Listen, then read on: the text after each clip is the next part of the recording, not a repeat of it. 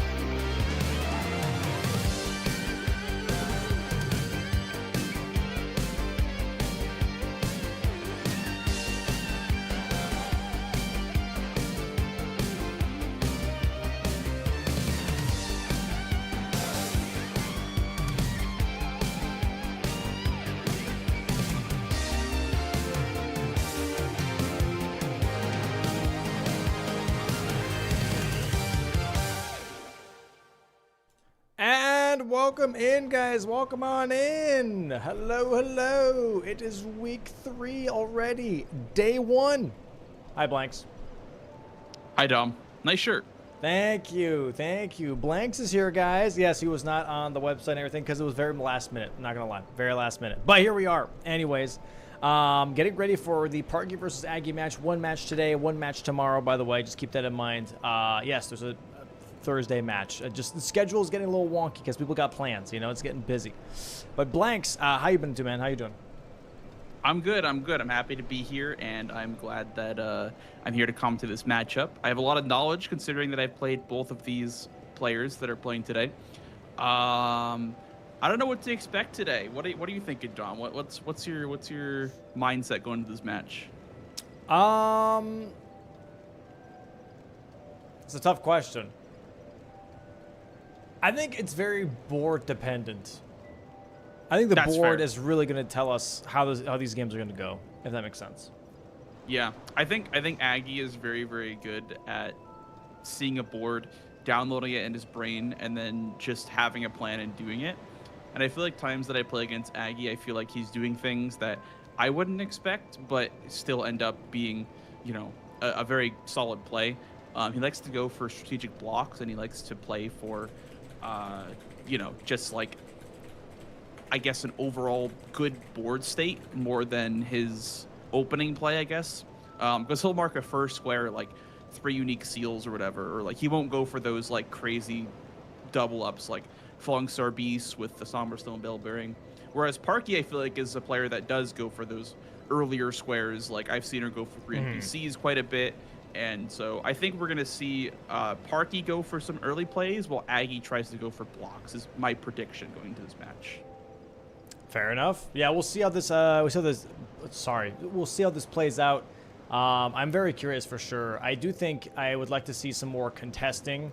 There's been a lot of plays of people holding on to the priorities for a little too long, and now people are getting punished because of it. And that would be a thing that I think should be happening more, because like now there's a play style kind of involving in like reading times and people trying to get a little too cheeky almost with holding it and be like, okay, well they already allow themselves to hold on to a square without good reason because they're used to holding prio. You know what I mean? So now I'm thinking it's going to kind of be flipped now, where it's like, hey, maybe I shouldn't hold prio as much, or maybe just shouldn't assume that I have prio just because I'm, getting this square or that square. You know what I mean? Yeah.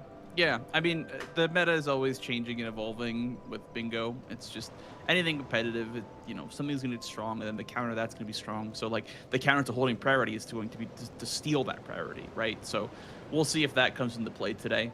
And I would hope so, too. I would hope that, like, I don't know, because for me, whenever I see a square get marked and, it's an opponent kind of claiming their priority on a square, I don't really like the fact that, like, they'll be sitting on it for, like, half an hour, 40 minutes, because I'm like, damn, I could have done that. Like, I could have done that so easily. So, I mean, we'll see. We'll see if that gets punished today or countered today. Yeah, no, I agree. The players should be up and ready, I believe. Let me double check here. Looks like we have something going on. Just a hot second here. Is there a board or is there a center square that you'd like to see today, though, Blanks? I would like to see a board where either player goes for Midra or PCR. But that's what I'm hoping for today. Yeah. More so that's just a DLC board. What about base game? I guess for base game, like, there's the big bosses like Mogan, Melania. But I think for base game, I would like to see... I don't know. I'd like to see a lot of races. I'd like to see a lot of remembrance-only squares. Like, I always love seeing the plays people make. Like, oh, I did bow only on Estelle, or I did, incant only on whatever. I'd like to see some cool remembrance plays in the base game. Yeah, no, I agree. I think remembrance plays are one of the more difficult ones when you have multiples of them on the board. When you have like whip only, dagger only. I feel like also... what's kind of slept on is the duplicate remembrance square. I feel like people kind of just look over that a lot of times when it can really lead into some insane synergies depending on, what the board has to offer, which I think is very, very interesting. Sometimes I feel like just people kind of just don't regard it as much, even though there's also free money on top of that, right? So if you're trying to have a maybe rush start and you're maybe lacking in economy, that's always like a nice thing to kind of lean into, is like, hey, I have at least this dupe that I could possibly go for, and that can get me, an extra 20,000 runes, if not Radon, 40,000 runes. That's always really, really nice. Yeah, absolutely. We'll see. We'll see how these games shake out. And yeah, I'm looking forward to these matches. All right, looks like we're currently resetting apparently someone's stream here just a second here, so we're gonna stall a little bit longer. So let's see here. We have the website points. I know the websites on the points, the points on the website are not updated right now. That's because we're currently going through a bit of a reformatting on the website. So I'll read out the points to you guys, so you guys know, because they're only updated from week 1. So after week 2, we have Blanks with 4 points, Gray with 4 points, Nuclear Pasta Tom with 4 points, Ray Dance with 4 points. We have Sirius with 3 points, V-Sway with 2 points, and Aggie with 1. And the rest of the bracket currently has no points. But we're only into week 2 now. So week 3 is going to shake things up a little bit. There's going to be more matches, more points being claimed. By these players. And some of those first second week nerves are going to be worn off by now. I expect some players will heat up as the season progresses. I expect players are going to get better, and the overall skill level is going to just get higher and higher, and it's going to get harder and harder to win against these players. I'm really keeping my eye on a couple of players. First of all, we had Iron U's first showing, and honestly, even though he didn't take a point, that was an incredible first showing for a player that's brand new to the league, as well as Sirius has been, rocking the bingo brawlers, and he's been doing very, very well in both practice and in real matches. I see he's grinding a lot. Like, I'll see him in the bingo club Discord grinding games a lot and just always looking for a match. So yeah, lots of really good players. Lots of very, very good players. Speaking of, have you done some ranked matches in the bingo club yet? I have not. I would like to, though. I would like to get some matches in with some of the bingo club guys. You know, just widen the pool of players that I've played with. There's a lot of fun people to play against, for sure, 100%. And again, anybody at home that wants to try out bingo and trying to get into it, you don't have to play ranked, obviously. This is something that was set up for the bingo club players, for people that have been practicing a bunch, that want to like maybe have a bit more, you know, that fire in their belly, really want to like show off that they're good at what they do and have like a leaderboard. We have a ranked system now in the bingo clubs. Exclamation Point Bingo Club, if you'd like to be a part of that, they have just casual games as well. They have learning segments, yada, yada, yada. Yeah, it's a very good time. You can meet a lot of really good players in Bingo Club, and they're willing to help you as well if you have any questions regarding bingo. I have a lot of people in my chat that like they have joined the Discord and they've actually gotten more involved. You know, outside of just being a viewer, they were like, oh, I just tried, you know, some matches in Bingo Club, and it's really cool to see. It's really cool to see the sport kind of grow. Yeah, it's weird. It's weird. I'm not gonna lie. It's crazy to me how much this has grown over the last 3 years. You know, to where now we have a live event, you know, and players get to show up in person, and there's an audience for it, and people wanting to show up to watch this in person. Like, all of that just feels very surreal, you know. It's definitely a very crazy thing of how much it's grown, how much time people have put into learning this and wanting to be a part of the community, you know. And I'd say for the most part, the community has developed very nicely now, to where people are very helpful towards each other, being like, hey, you know, I know this one skip, you know, I can teach you that, and the other person be like, well, I know this other skip, you know, or I know this strategy, let me show you how I do this or how I do that, because there's so many niche things that happen in bingo, right? There's so many niche things. So it'd be like, oh, you know, if you step aside here and then, you know, kind of lead yourself off of this ledge, you save 3 seconds, but, you know, it's like stuff like that, just like very small things. I mean, bingo it's a game of inches. I've always said, like, it's always the player who's willing to sacrifice more that ends up getting the square. You know, like I skipped an extra grace, or I did this, or I did that. And bingo really is a game of inches, because I mean, everyone's going for the same squares, so like you have to kind of have that mentality of like, what am I willing to sacrifice for the square? You know? Right.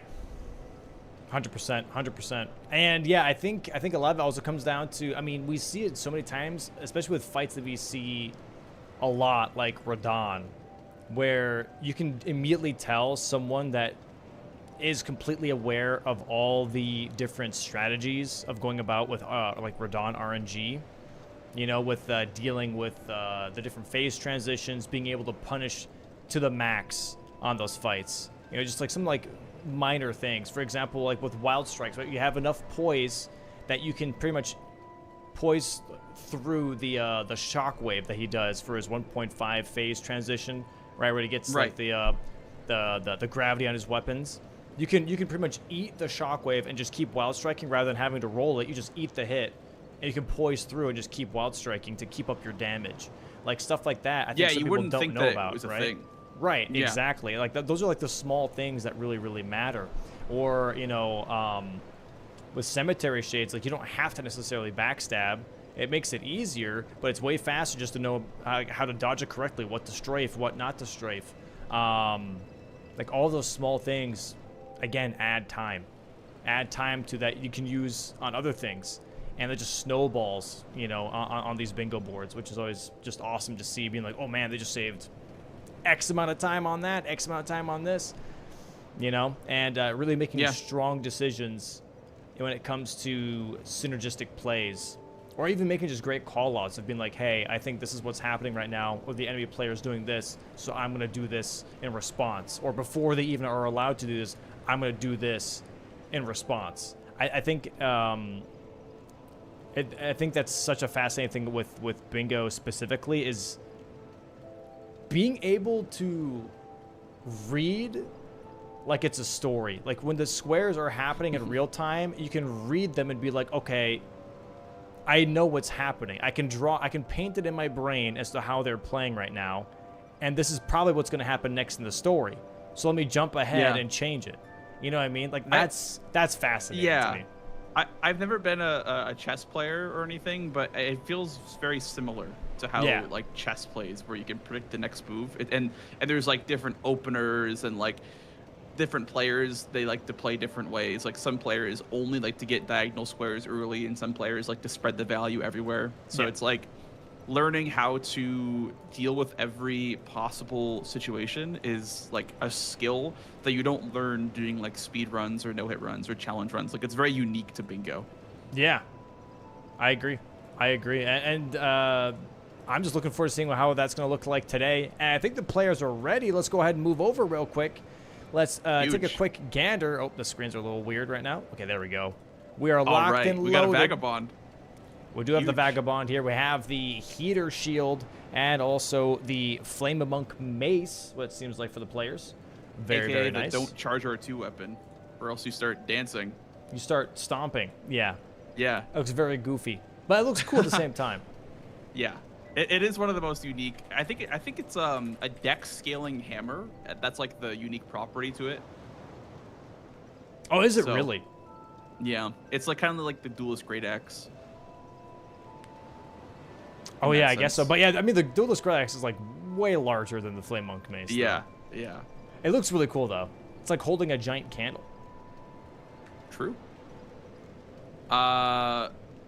Yeah, so I believe that both players are set up and ready to go for Bingus. Do we have any predictions, chat? What do you guys want to see today? Write down your favorite square in chat. I'm taking notes. And if I don't see everyone say Blue Loretta, then I'm going to be really mad. Yeah, imagine asking and then demanding a specific answer. That's crazy. Nah, they're all type Blue Loretta. 5 minutes from now, we're going to see a bunch of Blue Lorettas in chat. But yeah, while we're getting the players set up here, they're getting their characters and everything set up, and Glance is checking in the head ref Glance today.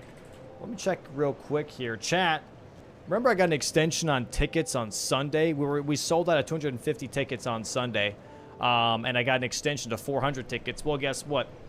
We sold 320 tickets, so we already sold another 70 since Sunday. So there's only 80 left. If you want to see the finals live in person, you better get yourself a ticket ASAP, because there's only 80 left. I got an extension of 150, and already half is gone. All right? And guess what? Half is gone, and I barely even showed you another game. That was on Sunday, when the games were over. Imagine by the end of this match. Imagine by the end of this weekend. We might be sold out again. So keep that in mind. Keep that in mind. Get yourself a ticket. Exclamation point tickets with an S at the end. And we should be able to rock and roll here very soon. Pausing. Oh, looks like we're ready. All right, we're ready to lock in. Thank God. All right, Park and Harbor versus Little Aggie happening here. Base game match. Countdown of 10 seconds. Locking in. Let's see the board. What do we got? What do we got?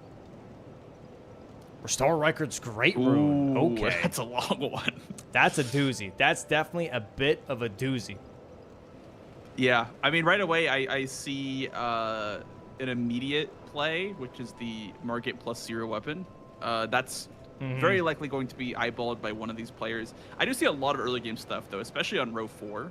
If you take a look at row 4, there's Market +0 and Raya's Hand with Scar Seals as well as Commander O'Neill. Like, that's a very, very quick line that I assume both players will want to be on at some point in the early game here. What are you seeing? What's your first read on the board? Honestly, what I like off the rip is Commander O'Neill, because you also have Give Millicent her prosthetic arm on that row 1 here. So that column 5 is kind of nice, right? You getting that Commander O'Neill already gives you priority on this corner square that you can kind of hold over your opponent's head, being like, hey, I already killed Commander O'Neill, and if you don't do it, I'm going to have an advantage the whole time just on that square. It's kind of like getting Blue Loretta while Fingerslayer Blade's on the board, right? It's kind of that same thing where you can like really hold over that advantage over the other player, being like, hey, if you ever want to contest, you have to do extra work that I already did first before you can actually take away this priority that I have. So I kind of like this as possibly an early game play, just for the money, but also weapon check, and also the priority they get over another square. But beyond that, I mean, we also have, obviously, Kill Rykard, with Rykard's Great Rune on the board here. That's a perfect example of what you're just talking about, too. Exactly. Of, like, doing the square that progresses the other square. Yeah. With and on Raya's top of hand, that, too, actually. And seals on row 2. Wow, that's pretty big, Or, I'm sorry, row 1. I didn't even see that. So Raya's hand here with unique seals and Rykard, this is a pretty strong start because you get the Urchery seal in Volcano Manor, for people that don't know. So you get that, and also on top of that, we have incantations, by the way. Godska Noble drops an incantation on kill here, so you also get an incantation on top of that. Volcano Manor seems very strong here as well because you also get Somber Stones 5 and 6. So I think Volcano Manor is kind of actually very, very powerful on this board. You have a lot of things you can kind of lean on for that specifically. And if you get past Godska Noble early, you can go for Rykard, Memory of Grace 100k. Like, I don't know. I feel like overall, like, this Volcano Manor play, I'm liking it more and more the more I look at it. Obviously, Market plus 0 is a great start, but also Redound without status effects could be rushed here because of 100k runes. Like, this is definitely an easy double up that people will do as well. So, I don't know. It really depends on how they are going to play this board and what they would like the most. Players have picked their classes now. We have 2 different classes. We've got Parky on the Spiked Club class here, and Aggie is going with the Noble S-Stock. The Noble Slender Sword, I should say, and the Serpent Curved Sword. Yeah, the square off's gonna be fantastic versus Margit, but the bleed on the Spiked Club is also gonna be nice. I do think, consistency-wise, and here we go, starting time for both players. Consistency-wise, I think the square off is gonna outperform the Spiked Club. Because you're able to constantly stagger Margit over and over and over again. Unless you're really comfortable with the Spike Club as a hammer, I think just square off is going to win that race. You know? I would agree. I think the stagger locking potential is nice. And I think Margit has 80 poise, so it's 2 square off R2s to stagger. Yep. I could be wrong about that, but yeah. So yeah, I mean, both players are going to be jumping off the edge past the Scion. And one thing I wanted to bring attention to is that Aggie actually started with the class with the Noble Slender Sword, not only for square off, but also because it has 13 intelligence off the bat. There's a 30 intelligence square on the board, so him starting with 13 makes the square, him only having the level 16 times, or 17 times, over closer to 20 times for the intelligence square. So yeah, that is nice. That is nice. I agree. That is very, very good. Also, it started with a stave as well. I don't know if that stave is very important for the 6 stave square, but I don't know which one this one is. But he just over the stave, so he has 1 stave and he has progress in 30 int already. So very solid. I'm just updating the players' cameras real quick just to make sure that we're on the most up-to-date footage. Should be all good now. Yep, there we go. Perfect. All right, and yeah, so we're both currently at the first step grace here. Going to be grabbing this, I'm assuming, just for later. Both grabbing it. Okay. And interesting. I'm expecting, I don't know. Oh, a little bit of stutter there. I'm expecting, honestly, I mean, I don't know. Like I said, there's a lot of different pathways, right? You have pretty much 3 different starting points on this board. Either you rush Margit plus 0, or you rush Raya's hand, or you rush O'Neal. I think those are the 3 starting points. They're all on row 4, by the way. But those are the 3, I think, starting points for which players can pick to start off this bingo match. I think Parky might go for Raya's hand because she has the Lens Between Rune in her inventory, which is how much you need to buy the necklace for Raya. So I feel like Parky might take Raya's hand just because otherwise you'd have to kill Bogart for the necklace. And I believe Aggie might go for Margit plus 0 just because he took a line closer towards Gatefront. He went to the Church of Ella. I don't know if he grabbed anything there, but he also started with the rune as well, by the way. He has money in his inventory, so he actually bought stuff from Kale as well. Yeah. Very interesting. I feel like the default start is always Stone Sword keys, but both players going for the rune this time. What do you think And we about saw, that? by the way, Aggie, he did check Kale, by the way, sold his money and bought the Knight's Greatsword from Kale, which is a really good weapon here. I do hope that makes up the difference of time loss getting to this grace. I mean, it's like 15 seconds. But I do wonder why you wanted to pick up that specific weapon. Yeah. I mean, It could just be that like the greatsword moveset is more consistent overall. I know Square Off is very, very solid, but the greatsword is more range, and it might just be more reliable pound for pound than a straight sword. As Parky here ports to Scenic Isle, I assume that means she's going to be going for the Raya's Hand Square.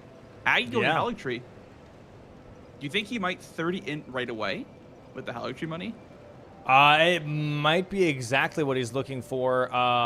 Definitely surprised because he did have just some money is for good. Raya's Hand, but I think because he grabbed the sword at Kali, he was like, you know what, maybe if I am chasing, I shouldn't chase on Raya's Hand to Volcano Manor.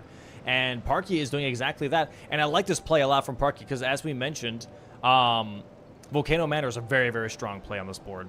Very, very strong play. I think it's like a very strong read from Parky. Yeah, very strong board reading because most players probably would take this board and go, oh, you know, obviously I'm going for Market +0. But Parky here is showing some very good presence of mind and, you know, seeing all the value on the board with taking Raya's Hand because you're closer to a Seal, you're closer to Godskin Noble, which gets closer to Rykard. There's a Magma Worm there. It's just a lot of value in the Volcano Manor. 100%. 100%. And it will grab the necklace here for Raya. She's going to immediately go back here. It would be faster to port. Yep, nice. Cool. And Aggie here going to be going through Haligtree, just going to be grabbing the Somber 10 and Somber 9. Maybe just looking to really be set up for this game here, but I don't think that Somber 10 is really that necessary on this board. There isn't like that much killing. The biggest thing I see here is obviously Rykard, but you have to use Serpent Hunter for that anyways. Beyond that, I mean, we see... I guess Commander Nile because of the Haligtree Medallion. So I guess so. I guess Commander Nile, but I agree. I think Somber 10 is very a little overkill in cases where that would work. Yeah. Yeah, I think Somber 8 would be more than fine here, but yeah. Aggie talking to D on accident. There we go. The 30 intelligence first 30 square on the board yep. here from Aggie pops that. There it is, 30 int. Interesting. I wonder if he has like a plan for this for the 30 int. I feel like you wouldn't normally do it off the bat unless you find an int weapon to use. But it looks like he's looking at the weapons. It doesn't terrible. Really, he buys a torch. Buys the Naya's torch. What's the Ash of War? Is that like a flame breath one, or I've never seen that weapon used before. Maybe because it's somber. He needs a somber weapon for upgrading. Oh yes. That makes sense. Right. Yeah. Parky here going for an Altus Grace, by the way, as well. So her getting this Raya's Hand Square does get her a Grace closer towards Pradon, by the way, which is a very nice side effect. Yeah. Aggie checks the Greatsword chest after buying the Knight's Greatsword. Yeah, gets the Letta Sword here. Definitely one of the worst ones. There it is. Raya's Hand to Volcano Manor being marked here by Parky. Gets a nice corner square. Yeah. I honestly would prefer to be in Parky's shoes in this yeah, scenario. 100%. 100%. Because Aggie already stat dumped. He already spent a bunch of money on intelligence, and now he didn't get the corner square. So we'll see. I mean, is Parky going to right away be going for Margit now? That would be insanely powerful if she got both those squares. I mean, she did see Aggie just stat dump 30 in, so he didn't have a lot of progression here, but we'll see. Aggie right now, also now in Southgate, or about to go to Southgate. Raya, maybe just setting up the smithing stones here. Yeah, going to be grabbing the smithing 2s and 1s from the merchant, getting set up here for staves, which are on row 2. There are 6 unique staves. He already has one. That as well as Topski.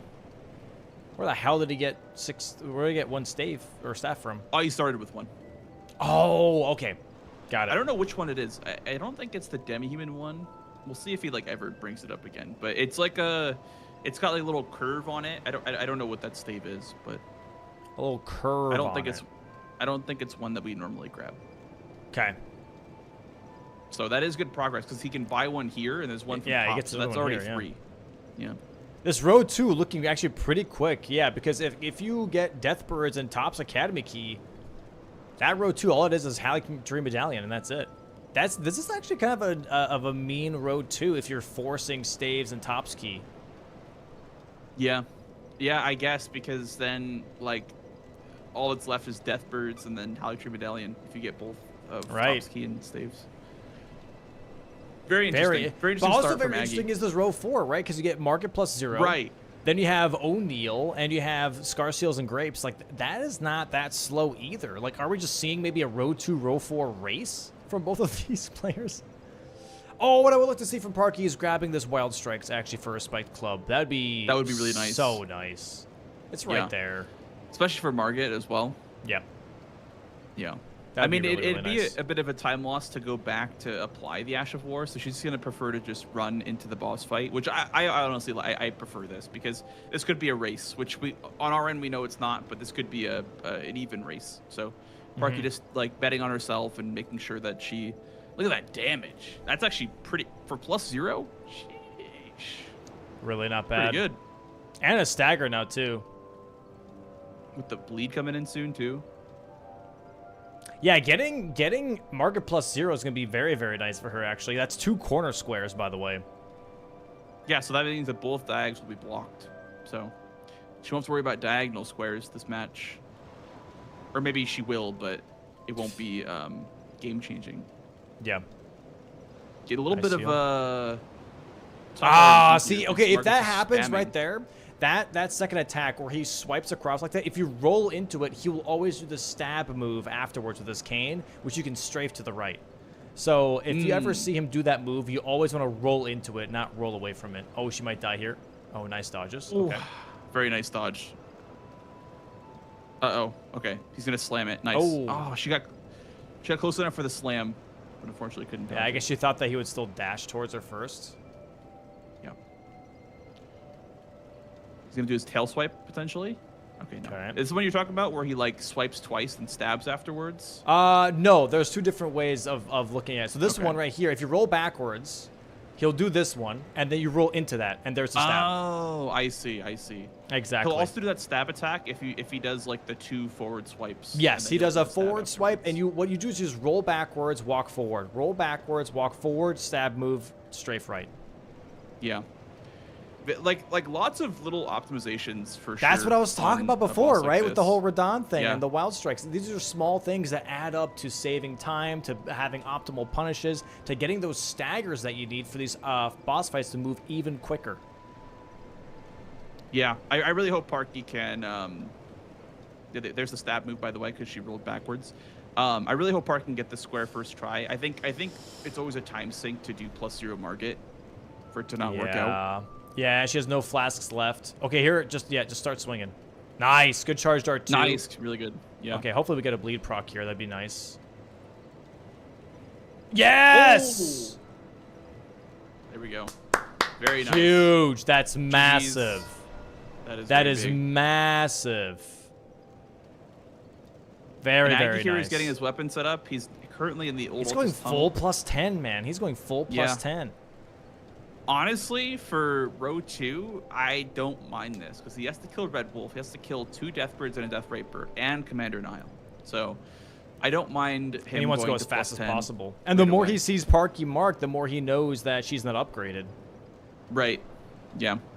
I feel like Somber 10 can in some cases be overkill, but in this case, when you know your opponent is marking a lot of squares, you can kind of take your time and you can just like do this really long setup route that ends up, putting you ahead for the rest of the game essentially on upgrade levels. So Parky here, I don't know if /1 she'll be doing her setup. Maybe right now is when she decides to set up. Yeah, she might be doing it right now. Going towards the teleporter, yeah. So Aggie getting another I assume stagger that's here. the goal. Yep. On the Sadly, not troll. getting I the don't- quick yeah, I don't troll think he with got the the double quick- clump, Yeah. which is Yeah. unfortunate. It's unfortunate, but at least his weapon is wieldable, so he can at least still do this. Yeah. Feels even worse when your weapon's not wieldable. Square off also very easy at staggering these trolls. I don't even know how much poise they have. They have like none though. They have like 60 There it poise, is. I believe. And there it is. Nice kill there from Aggie. A little bit longer. than Giant you'd hope Crusher. for. And he's going Need for a Lake lot of of Rot strength now. for that one. Dude, yeah, so he's just going full setup here. And hopefully that pays out for him. This row 2 is definitely very devastating. Parky here now at the same merchant that he was at. And if she starts doing staves now, Maybe. I mean, it really just depends because with the 6 unique staves and with Top's key on the board, you can't really do the stave from Top's until you give him the key, or else you're locked out. Right. True. So we'll True. see. We'll see. I think this setup route using the Lyrina Short Merchant is just favored by the players. It's just faster than going to Yeah, Shifra it's pretty quick. in a lot of cases. Yeah, as long as you have the money, it's pretty quick.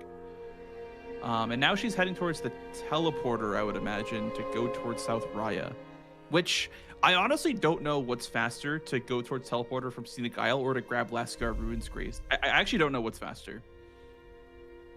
Because yeah, I'm not too sure. Look like it's that slow from Scenic Isle. But Bloodfiend's Aggie here arm going as for the well, by the full way. Oh wow. Setup route. He's got Yeah. some nice weapons. He's gonna Nice be weapon fully options.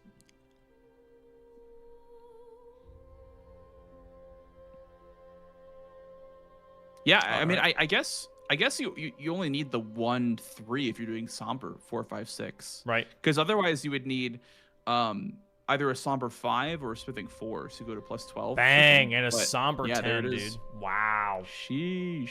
Yeah, it's definitely gonna 14 pay out on minutes. some of these fights.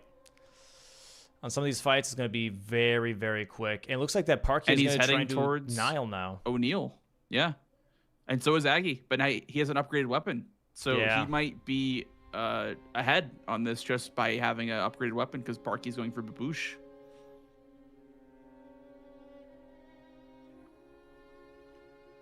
We'll see.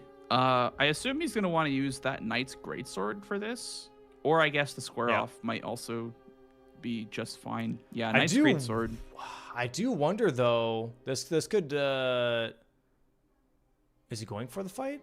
He's going for the fight. Fighting O'Neal is very difficult, I would say, because of these Yeah. summons. Especially because like his Especially on low damage, even health. though it's plus 25, like It's I not don't that know. great. It's not that impressive. Yeah. Like one oopsie poopsie, like I was just about to say, one oopsie poopsie like that, Wow. and all of a sudden these babooshes are looking really nice. I don't know why Parky's getting so close here. I think she's worried that he's going to teleport away or something like that. All she has to do is just stay in the baboosh area, and that'll be fine. Okay, don't go. No, she's about to. Okay, she's stressing me out a little bit, but we're getting there. Okay, cool. As long as I she think this does is not good. go past the flowers, he will not Yes. reset, right? Because like some Yes. bosses have a. Oh, and now Aggie's going for the baboosh strat too. So if Parky can get a flawless Baboosh, she should guaranteed have this. And that's going to be, too, this row 4 then is looking really nice for her. But she's not upgraded, really. Wait, what are we doing here? Why? She's trying to corral him in, I think. But it's like really awkward around these blooms over here. There we Okay. go. Should be There's the first Baboosh. Boom. Nice. This one is pretty tricky, I will say. Especially as like, you Oh know. my gosh, she's going so far out, though. It's like making me worried. She's not getting good cycles Yeah. on him either, though. She's missing out on some Yeah. cycles, which is really not good. As She's someone who specializes in DLC, this is one of the harder ones for me to do for sure. Was the O'Neal Baboosh. That's unlucky. You gotta Got stay a the, little bit raw closer, and just have to like strafe him into these attacks. Yeah, she's missed like 3 babooshes now, and now Like Aggie's that was on there perfect. too. What she just did was perfect. Like right there. Yeah. That one cycle. Oh. I just gotta turn him around. She's gonna miss. She's gonna miss this one. Yep. Yeah, because that one's so quick. That one geyser is so quick. Well, as Still you got a see, health like lead. like on Aggie's screen here, right? You have to stay somewhat close. Aggie's missing this baboosh here as well, so they're kind of trading on missing these babooshes. But you gotta stay somewhat close, and just like you want to have them run a small circle, not a big circle. These are big circles here. She's gonna constantly miss it. She's gonna constantly miss it because she's running big circles here. She's giving him too much lap time. And this is why this cheat specifically is not banned, because it is. There's a lot of execution involved that I think people don't realize. Does it look easy when you're doing it right? 100%. But it's not that easy. Nice baboosh though from Parky. Yeah, I would say this Oh. cheese. Oh my goodness! Almost just jumped into a rock geyser. And there goes the summons. By the way, this is gonna be really scary. Yeah. The axe summons are now out. He should reach this cycle. Oh, hopefully. Aggie's catching up though. Aggie is catching up. Parky got one though. Parky got a baboosh. Now his dial is doing the perfect RNG. And now he's and he's on hitting him horseback. too. Oh wow, yeah, that's gonna catch him up here. Now they're tied. They're both on the same one. One more my baboosh for goodness. either of them. Parky's is standing in the puddle. He's just waiting. Who's gonna baboosh first? Oh, almost the No exact way. same time. Almost the exact same. But Parky Wait. got it. Wow, What? dude, like a second What snipe. the That's hell? insane. That's like. Oh my days. And That now was this insane. row 4 is looking really scary. Now it's looking if extra you're spicy. Aggie, it looks like he's going to preemptively prep the Shiburi grapes just because Scarseals is such a fast square that can very easily be sniped away from him at this point. So I think he's preemptively prepping the Shiburi grapes. Wow. This That is is going to be a genuinely big crazy. setback for Aggie. Yeah. I mean, this road 2 is still looking very good for him, right? He just has to make sure to not lose the stave square. Otherwise, if you lose the stave square, like he's kind of in a bit of a bad position because she has this really big row 4 threat and then has this column 5 if she does get it. They're currently tied Parky on is too. staves. She just got the gravity one. She Yep. got the gravity staff from Kaled and also bought the one from Liurnia Shore. Now they're tied on staves. And Aggie is not even making progress on the other stave because he can't get Tops' stave yet. He has to give him the key. So in prepping the Shiburi Grape Square, we'll give him a little bit of progress towards another one, the one in the tower in Liurnia, but not really too much value on the board. There's not like I don't see any like Invader this Square. though. Yeah, I like this from Parky, right? Because having him push into Scar Seals or Grapes, and him doing Grapes is such a waste of time. It's such a time sink, and that allows her to not only to maybe collect staves a bunch, but also maybe even get her weapon set up on top of that. Like this is pretty juicy. She's buying herself a lot of time. Yeah. Yeah. Taking out the book of notes, the book of knowledge, seeing what's next. Going through a tally tree. Yeah, I think you're right. I think this is a weapon setup play. Yep. While Aggie goes for the grapes. She's Damn. wasting a lot of time. I'm not gonna lie. This square is Dude. gonna be a huge time sink. Like, if she goes for Tops' key here, that would be, I think, the best play because it blocks that road too. But also, like, I don't know. I think I like Tops' key here way more as her first play because it gives her triple corner square. The movability is going to be insane if she goes for Tops' key. Yeah. First, she definitely needs to get her weapon set up a little bit. I mean, not because Red Wolf is like that crazy or anything, but because the more you delay your weapon setup, the worse off you are, I feel like, in the base game. So I think getting weapon setup is perfectly fine here. But what a crazy swing of events, honestly. Like, what a crazy swing. That one square, that one O'Neal square, just swung everything in her favor, I feel like. Yeah, let me refresh Parky's stream, by the way, because she marked that on our side a little bit sooner, but also we had that little flare up there, the little flicker at some point.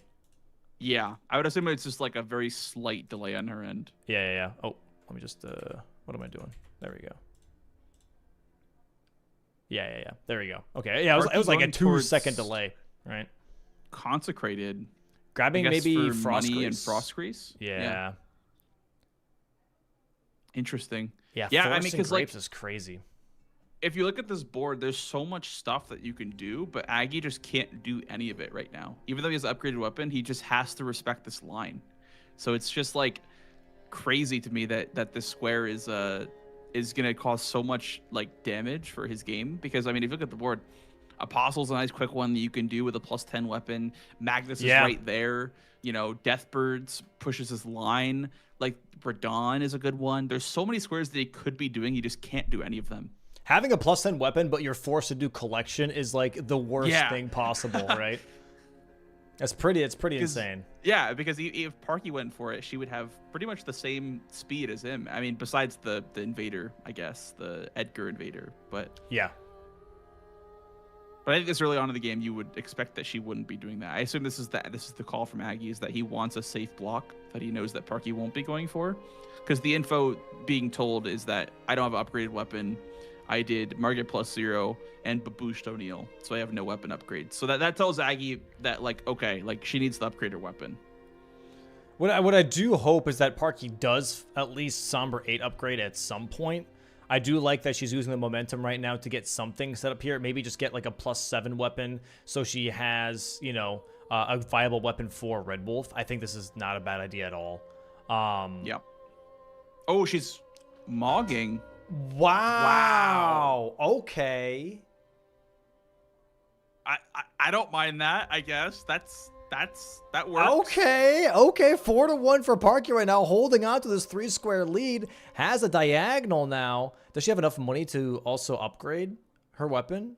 She does. Yeah, she's got plenty of. Wow. Yeah. Okay. That's okay. honestly good. Like that's pretty good. Like that works. Take away the combo of Radon without summons and 100k. I like this. I do like this. Like, hey, you spent your money on 30 intelligence. I'm gonna spend my money on 100k, and guess what? That's a corner square. That's a better position on the board. Wow. Yeah, it's better position okay. on the board. It blocks out his column 1, builds up the diagonal.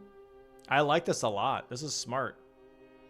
Wow, Aggie is really feeling the pressure, I feel like, now, because while he's doing this Shibari Ape Square, Parky's just taking so much off the board. I would love to see her go for Red Wolf here at this point. But it looks like that Aggie might be setting that up now. He saw 100k member of grapes, so he's like, oh, she's not even working on grapes now, potentially. Yeah. Maybe he thinks, no, it has to be collection, because everything that you would kill would be like a square, like Radon, or... No, he's committing towards the block. I mean, I guess she could have done like Dragonkin Soldier as money or something, like for the Scar Seals. Like, you really don't know. Yeah. You really, very, very true. And yeah, I see chat already being like, oh, that mark was a little too soon. The mark's a little too soon. Like I said, for us, it looked a little too soon, but keep in mind there's a delay for me. But we have a whole thing set up to where the refs see everything in real time. All right, if there was any issues, the refs would have been like, hey, there was an issue, but there is no issue. All right, there's no messages, even 5 minutes later. So don't even worry about it. Don't even worry about it. It's legit. She's just that good. All right.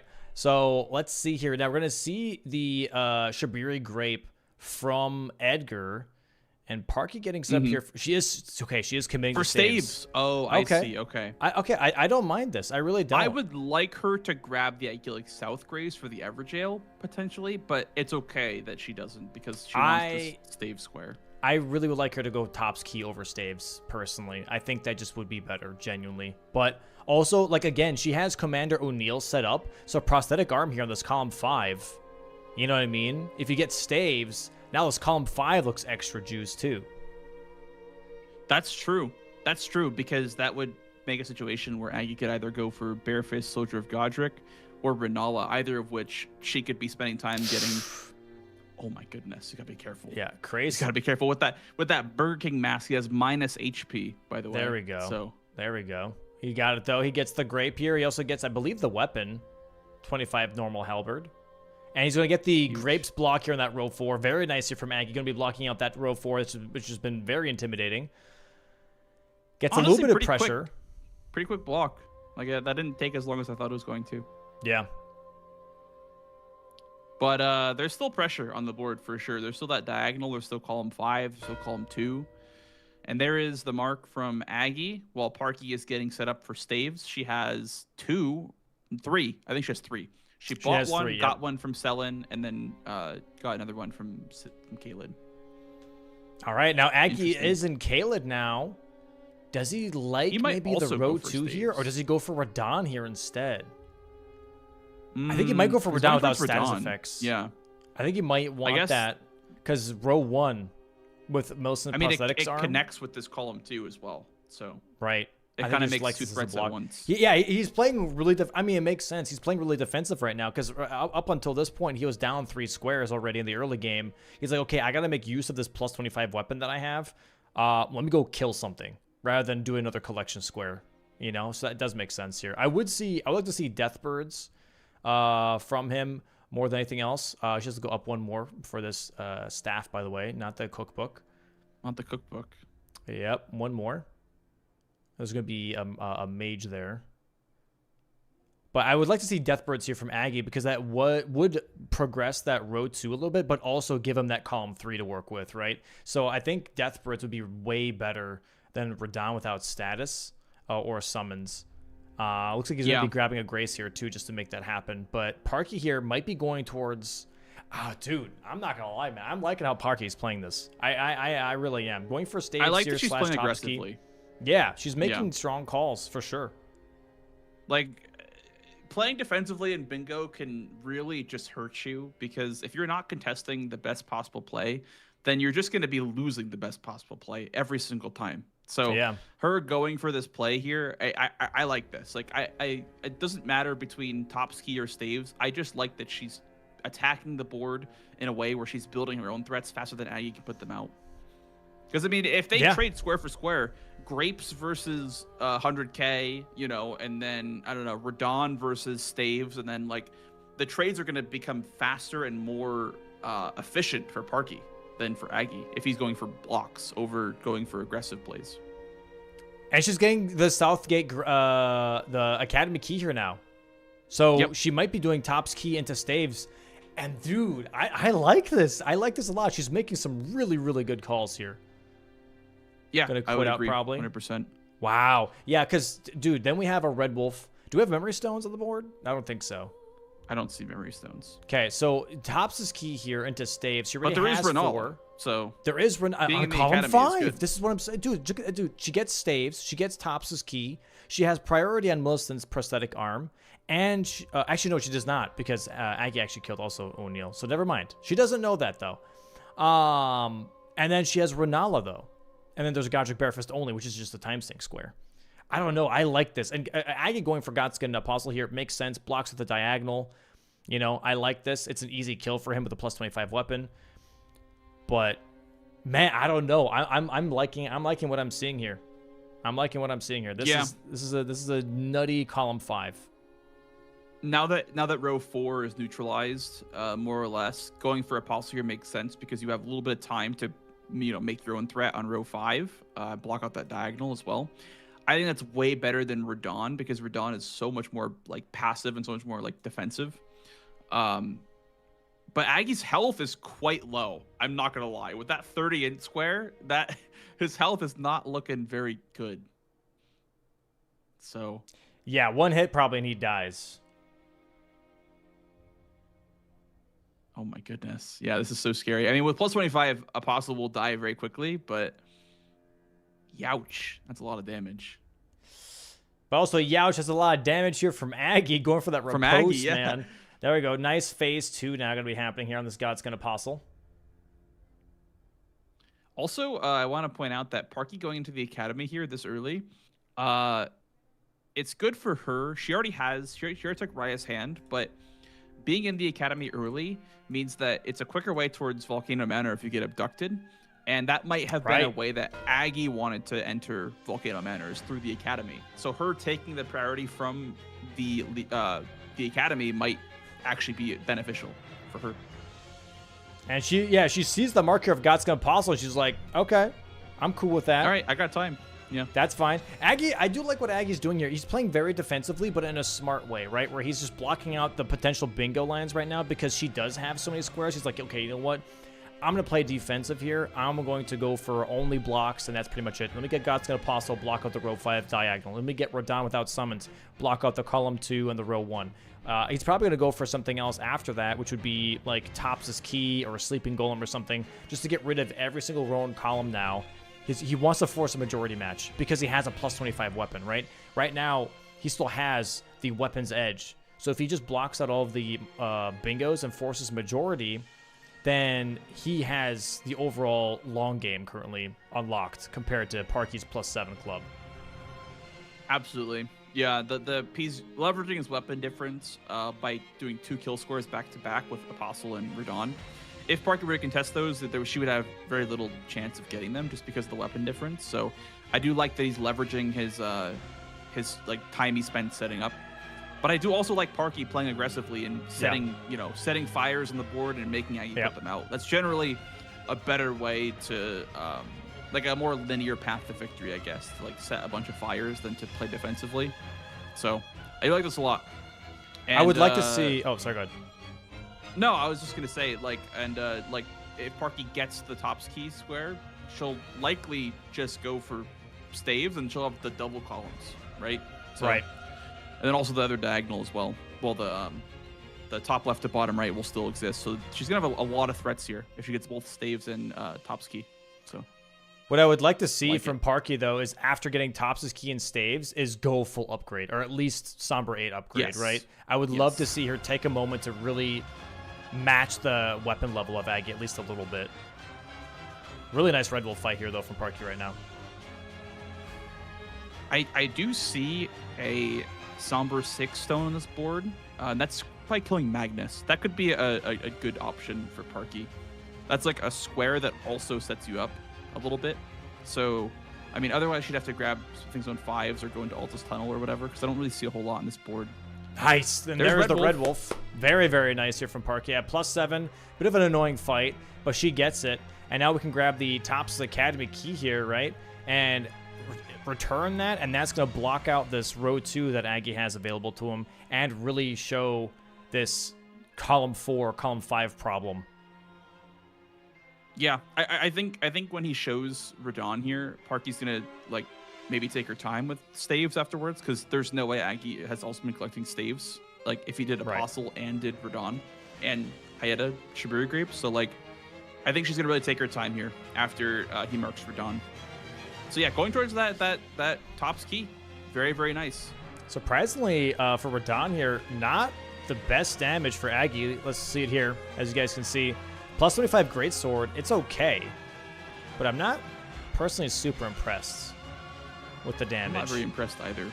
Is it +8 would've been possibly, just as good. yeah, +25 weapon? I mean, that's a charge R2 and a +25 weapon.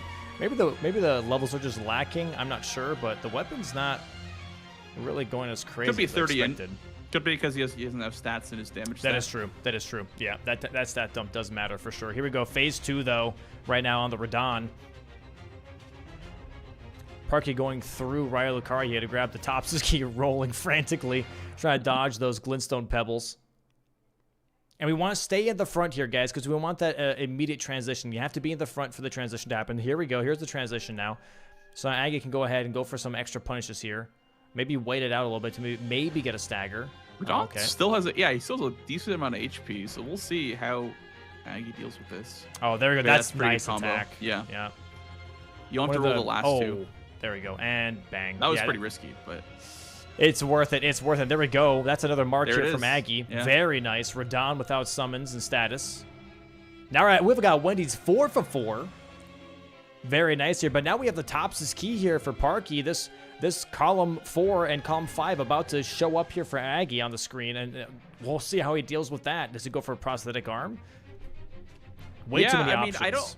I don't think this is too threatening, honestly, if I'm Parky. I don't think this Radon square really is threatening much, because there's nothing underground, I don't see at least. And there's nothing in the capital really either. So this is kind of just like a one-off, which feels weird to say, because Radon's been so powerful in bingo, but it's really just a one-off.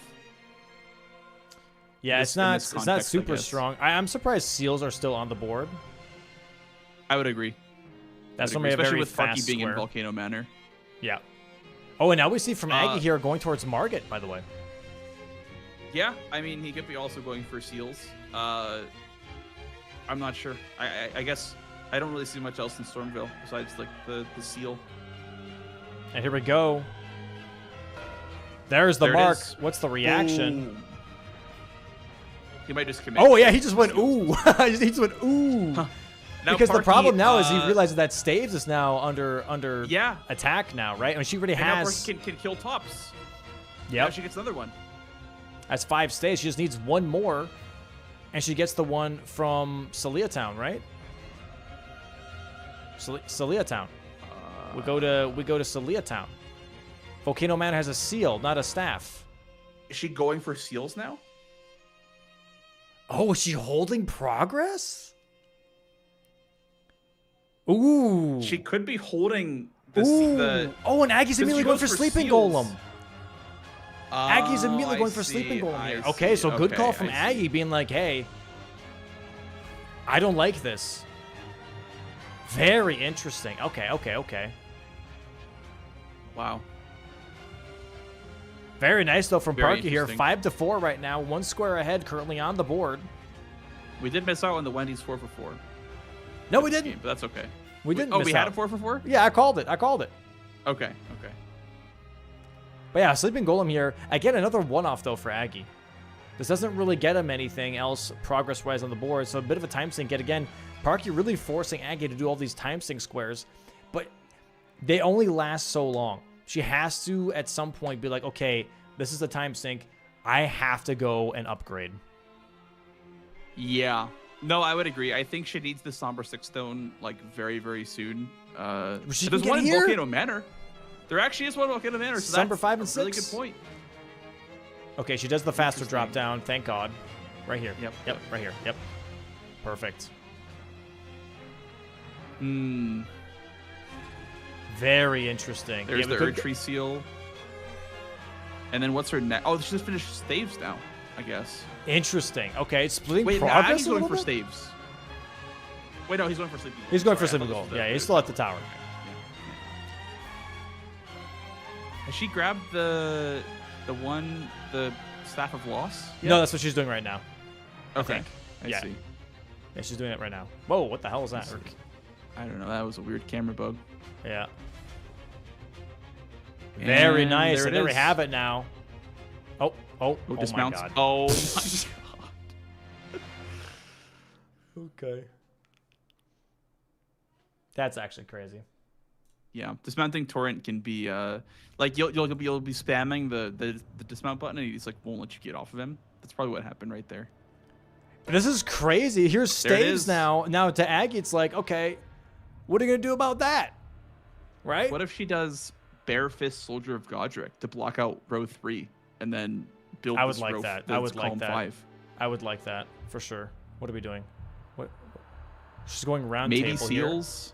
There's Okay, Sleeping okay, Golem maybe for she won't go Aggie. Seals now. Maybe she won't go Seals. I don't know. I feel like she still will go Seals. She's gonna buy one, I think, here. I don't think is she she- has one yet. What is she doing? What is she doing? She's stressing me out. There's the seal. Okay. I Okay. think she's going for Seals. That's two. That's two. She just needs one more. Yep. And now I Aggie's think- going Seals. Stop. What is she? Okay. Oh, she's checking for keys. Okay, she's going for Stormveil. Because Stormveil Yeah, seal. Stormveil keys for Stormveil. Yes, exactly. Which I guess is fine. but- You can also go for the other one Well, in, it makes in sense Altus. because the one in Altus is that there's no progress that way. Like there's nothing over there. What else is in Stormveil, though? I guess not really anything. Yeah. Okay. No, actually, no. Actually, hold on. There is the incantation book with the seal. There's 14 incantations That's on the true. board. That's so true. That is 2 incants. there is Yeah. that. That's actually really okay. I like this. Dude. Can you get it before Aggie gets his? Yes. I hope 100%. that- Because okay. he needs two. If she doesn't go for the grace, I think she has it. Because there's a grace in, Nice. the tower. Okay, she's Good got dodges this on the pathing ballista. down. Very nice. Very Yep, nice. yep. Yeah, she doesn't even have to go Every for delivery. Godric, right?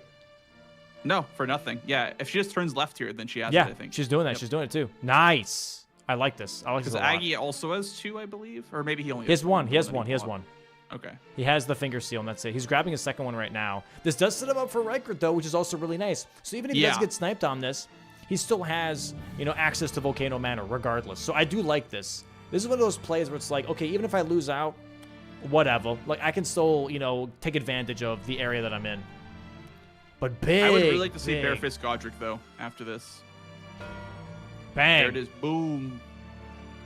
Grab the It's hard, book! but it's fine. Grab the book! What are we doing? Come on! There's 14 incants. Grab the book! Grab the book! You're still the there. book. You're still there. Grab the book. Oh. Please, oh my. Okay, she's going to go for Godric Barefist only. Okay. You know what? That's still fine. That's okay.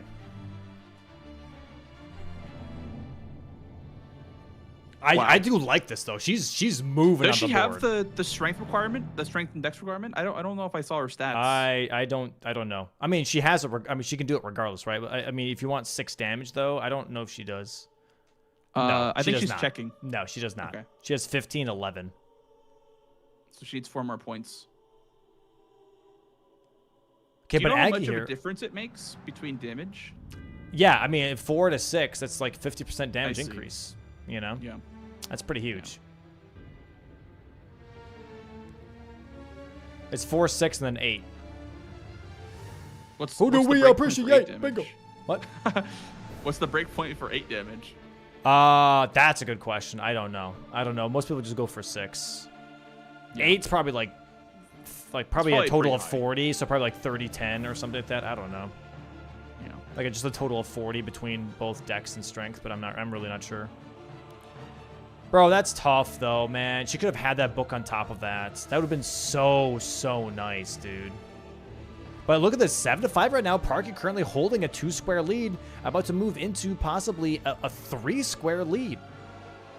Yeah, I mean, and it looks like she's got the pressure along to go with it. She's not just going for dead squares. Like, she also has the pressure too. Put your club away, god damn it. Okay.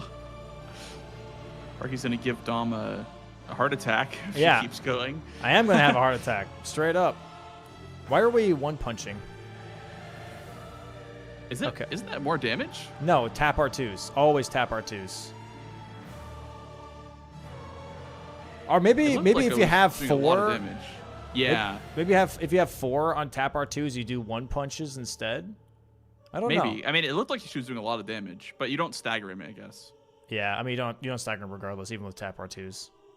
Like fists don't do shit. Yeah. I mean, you at least you can get those mini staggers, then you can interrupt him. Yeah. Regardless though, this is crazy. Wow, Aggie doing a lot of damage to Noble. Yeah, plus And it looks 25 like- and it's slash damage. Uh-oh. Oh my goodness. That was greedy and he knows it too. That face that he made, he's like, that paid off.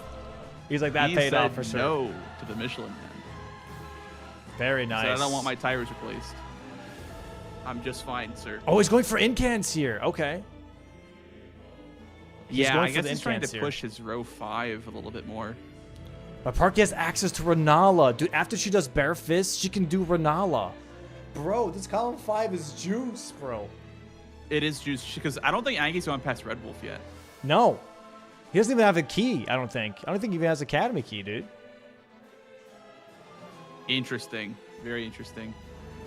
Man, the Soldier of Godric Barefist only does take quite a while now that I'm watching It it side by does. side with someone who's not doing it. Yuck.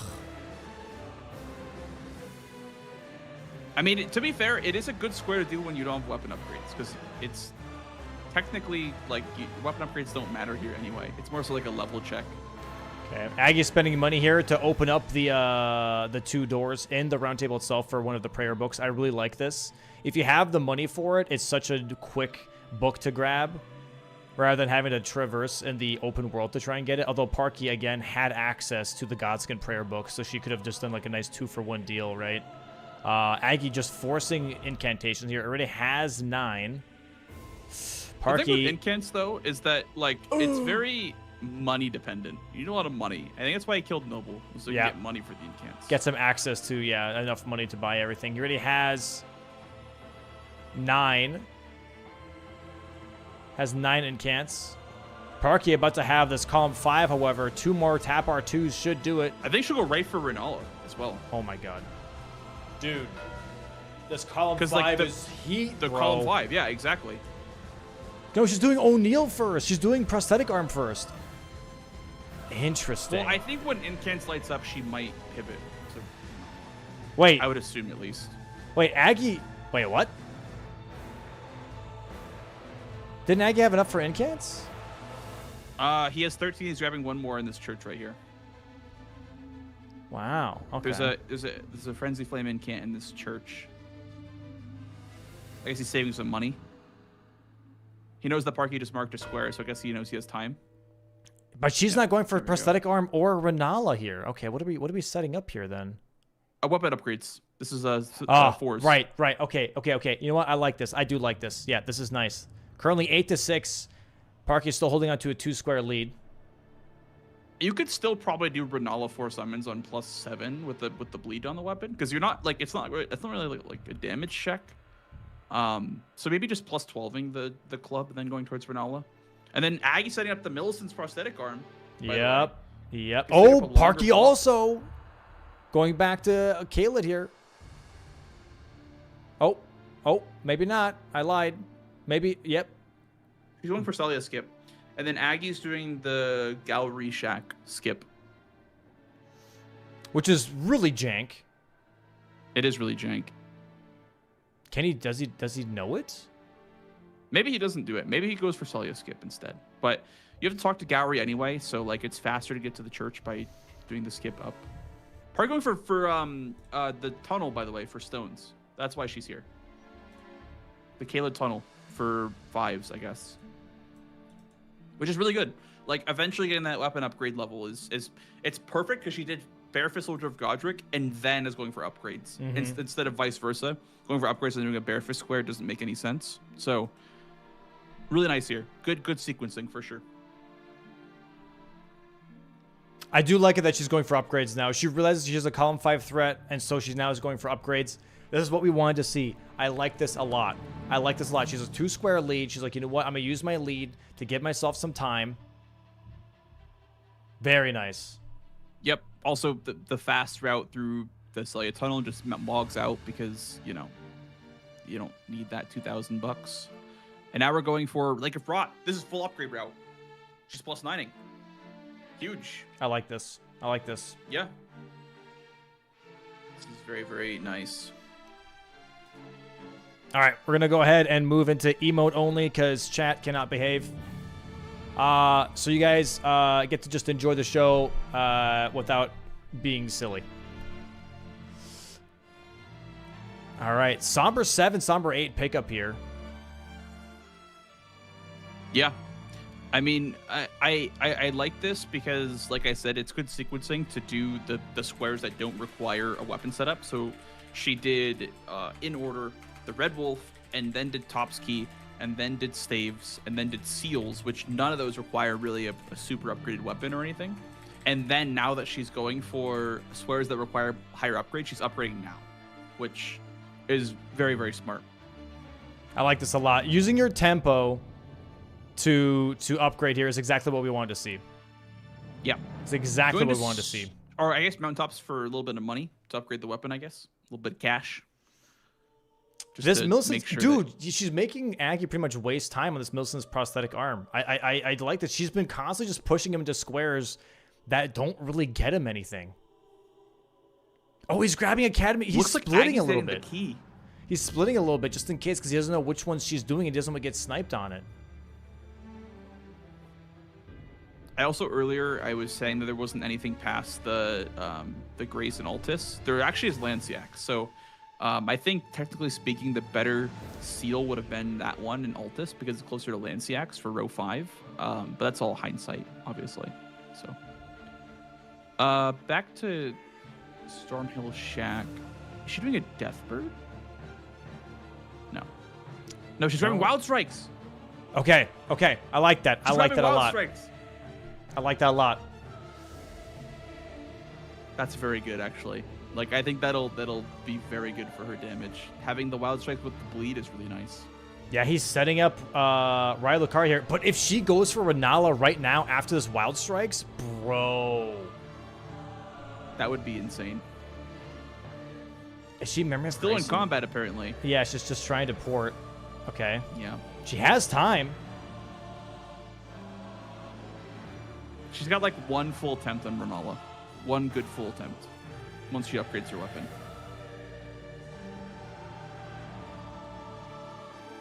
So, we'll see. Does she have a somber weapon? I don't know if I saw her grab it. She might have grabbed the torch, but yeah, I'm really not sure here. I see. Aggie going to go ahead and do a Raya Lucaria skip here. Very nice first try. I still gotta learn that shit. Very nice first try on that skip here. Going to be getting close to Red Wolf. Oh, she has the She has the Archery Seal. Oh my god, that's even better actually because it doesn't weigh anything. Wait, why pick up Finger Seal? I don't know. She picked up the Finger Seal too soon. Drop the seal again. Yeah. Definitely takes a little bit of time here, but can she get it in time to get Renala instead while doing this? Dude, she's racing the clock on upgrades while Aggie's racing through Raya Lucaria. Absolute cinema. Somber 9, huge. And now we drop the Wild Spike Club. Strikes. Yep.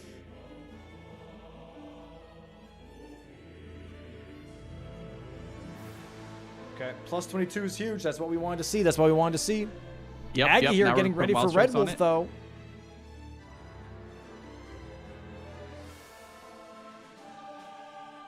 That doesn't matter. Whatever. Just go. Just go. Just go. Just go. Who gives a shit? Just go. Where's she going? Oh, no. She's going for Shaded Castle. Okay. Renala would have been better here. Or... Renala would have been better here because of the diagonal, which I think Aggie also realized is that the diagonal was better here. Yeah, it's a diagonal block, and it develops row 5. She might go for Magnus, though, for a block. Okay. Hey, if it's Magnus, well, I mean, she has Wild Strikes. I don't know. I did really like the Ronaldo play, though. That was a very good aggressive play, I will say. There's Red Wolf already. Yeah, Aggie might be rushing Renala here, which I think is a very smart play. It blocks the diagonal, blocks the column 5, and progresses row 5. This is a very strong play. This is probably the most important square in the board right now. It's a very risky play, but it's about to pay off for him here for sure. Yeah, 100%. Parky will be able to get Magnus, and that row 5 will be blocked out. But I think if you're ahead like this by 2 squares, you just want to, like, you know, you don't want to let that pressure up. You know what I mean? You don't want to, like, give him a chance to get back into the game. And she's going for Magnus, right? Yep. Did she just buy fingers? Yep, she's got fingers. No, she's going for Renala. Now she's going for... Oh, just a little too late. Just a little too late. I don't mind her still going for this. I will say, I feel like it's just a little bit too late. You know what I mean? It's a little bit too late. Maybe she didn't think upgrading the weapon would take that long. That's probably part of the mindset, is that she had to go into Celia Tunnel and then also go to Lake of Rot. So maybe she just, like, didn't know how long the upgrade route was going to take. But at least she's upgraded. At least she's upgraded now for the rest of the match, which is still, like, better than not being upgraded and being sniped, right? So, because, like, let's say she walked in with a +7 weapon and died 3 times, and then Aggie snipes it. Now she's not upgraded and lost the square. Yeah. So at least she's now upgraded. So I do like the prioritize. Oh! No! The parry! Oh my god, they both lost the elevator! That is unfortunate, dude. That is just unfortunate. And Aggie here now in the Renala fight. Maybe she pivots? At least Moongrum died. Yeah, but still. Yeah. I mean, listen, this is... Aggie is 1 death away from this swinging in Parky's favor. Anything can happen with 4 summons. True. Anything can happen. True. There's the troll doing the slam dunk. Yeah, it's less of a DPS check and more of a survival check. Like, do you know how to dodge these attacks? Do you know how to dodge these spells? I mean, right now he's doing a great job though. He's 4 flasks +2. There's a second summon already here. There's the dragon.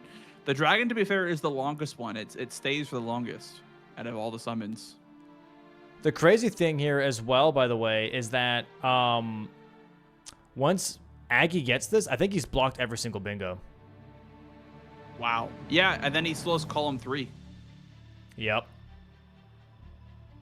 So this is a majority square for him right now. This is a 3rd summon on this Renala. Yeah, as you can see, Aggie's very, very experienced with these summons. I'm sure he's done this plenty of times. And now he's just doing some very light attacks to get her to summon more. There's the 4th summon. Oh! There's the wolves. 4 unique. 4 unique, and they don't like him at all. Bark, bark. They don't like him. Uh-oh, here comes the frame trap. Oh, Yep, my... there it is! Oh, my God, it's the frame trap! When she casts those like, and then does the Comet Azure, that is a 100% frame trap. You have to roll perfectly, or else you just die. And here we go. Parky is wild striking Renala. My God. Oh, my God. Bro, if she takes this... Is he pivoting? He's pivoting because it was such a time sink. Ah, I can't believe that. That's crazy. That's crazy. Bro, I thought he had that too. That would have been such a nice block for him. Listen, I could see it from a mile away. When I see those two attacks layer on top of each other, I go, uh-oh. Oh, there's the first summon here for Parky now. Dragon. Dragon. Taking her time. She's got to be careful with this spiked club, by the way, because she doesn't want to bleed proc here and accidentally deal too much damage to Renala and maybe kill her before the summons happen. So first summon already out of the way is fantastic here. The dragon goes away, yeah, after the jump. Yep. That was a really quick dragon. It's a very nice dragon. She also has to be careful with these spells, though. Second summon second now. Oh, my God. Their will? Oh, no, it's the wolves. Okay. Bro, if they race on Haligtree Medallion and then it's a Rykard's Restore Great Rune race... Actually, you know what? You know what? If you go Renala here, I would like to see... That's 3 summons already. I would like to see Deathbirds, I think. From Parky here, just to block out that column 3. Just to go full majority. Has to be addressed before she can go majority. Uh-oh. Oh, no. Oh, okay. Oh my God, and she gets the dodge. Yeah, you have to roll that perfectly. That is like the one attack that if she does both at the same time, you have to be able to dodge that. I hate this one the most because the tracking's just crazy. Oh, and this into the moon is just not fun. One more summon is all she needs.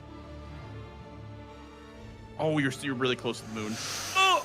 Nice. Okay. She needs to hit her a couple more times, I think, for her to summon again. I think she's not below the health threshold to summon again. There we go. Oh. Okay. Nice. There it is. Number 4. Number 4. That's 4. And it's Troll. And it's the giant. Yeah, so that one's not super scary. Yes, run through his legs. Run through his legs. Run through his legs. Okay, this is really scary. Oh, this is very scary. Unless she's got it. Oh my God. She takes 1 tick. She's fine. She's fine. Okay. Now we go to town. Now we go to town. There's another summon. What is it? It's Dogs? just wolves. It's fine. Yeah. Okay. Just run away and then go back in. Yeah. 3 more hits. 3 more hits. Here we go. Boom. 2 more hits. Boom. Bang! That's it. Oh my days. Column 5, diagonal threat, and now, like you said, just block the bingo. Just block it. Block just block that 3. column 3. Boom. There we go. Renala is down. And that means, yeah, for Aggie, like, okay, perfect timing. Now I can do the arm.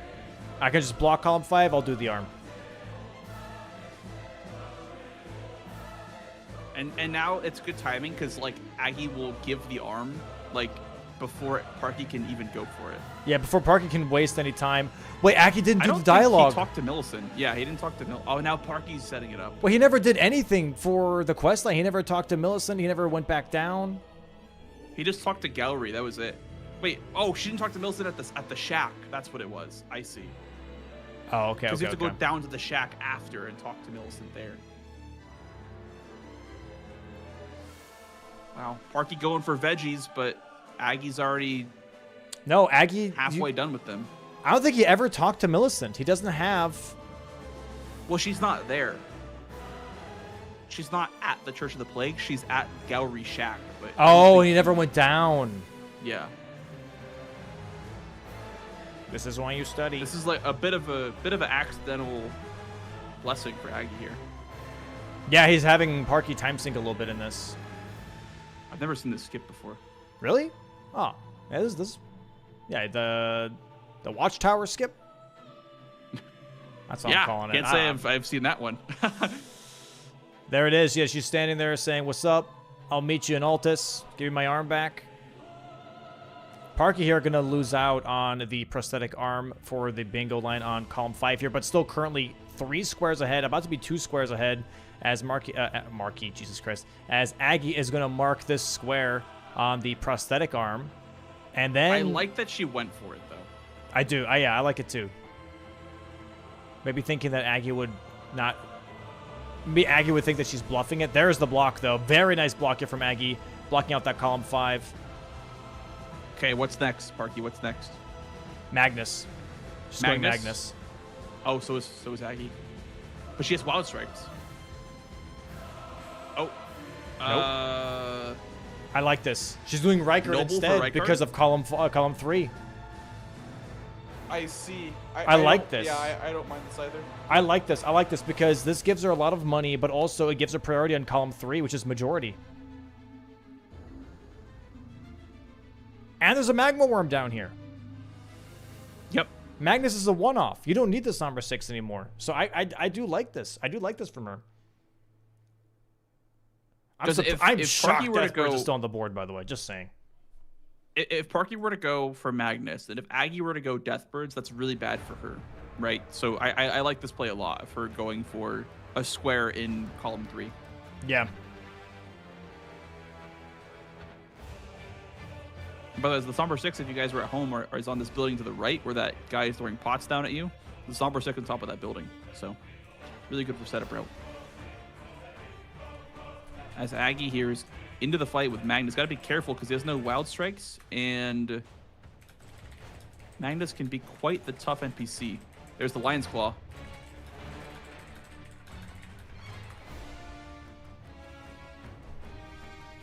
Oh, and it's working out nicely. Working out nicely. He does still have the one-headed Magnus, which is really, really good. Magnus not going for a heal or... He does have a heal, right? Am I crazy? Doesn't Magnus have a heal? No, I don't think Magnus is. Oh, okay. Well, never mind. Nice. Trades it. 1 for 1. Bang. Parky about to fight Noble here. I wonder if Aggie goes Oh my for God. Rykard as well. Yeah, he just wanted to port there. Why did Parky quit out, though? I don't understand that. I don't know. She's pivoting. Saw that mark, I guess. Deathbirds. Okay. She saw Magnus and was like, okay, I'll do Deathbirds then to block out the column 3. I don't know if I like this, though. I don't know if I like this. I don't know if she can win Yes. a race to Rykard. Maybe she thinks that she can't win a race to Rykard.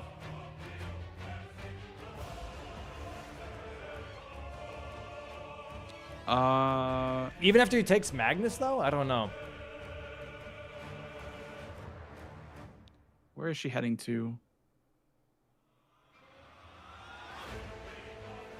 Everjails. She's doing Everjails, not Deathbirds. Oh, Everjails. Oh, I see. I see. Okay.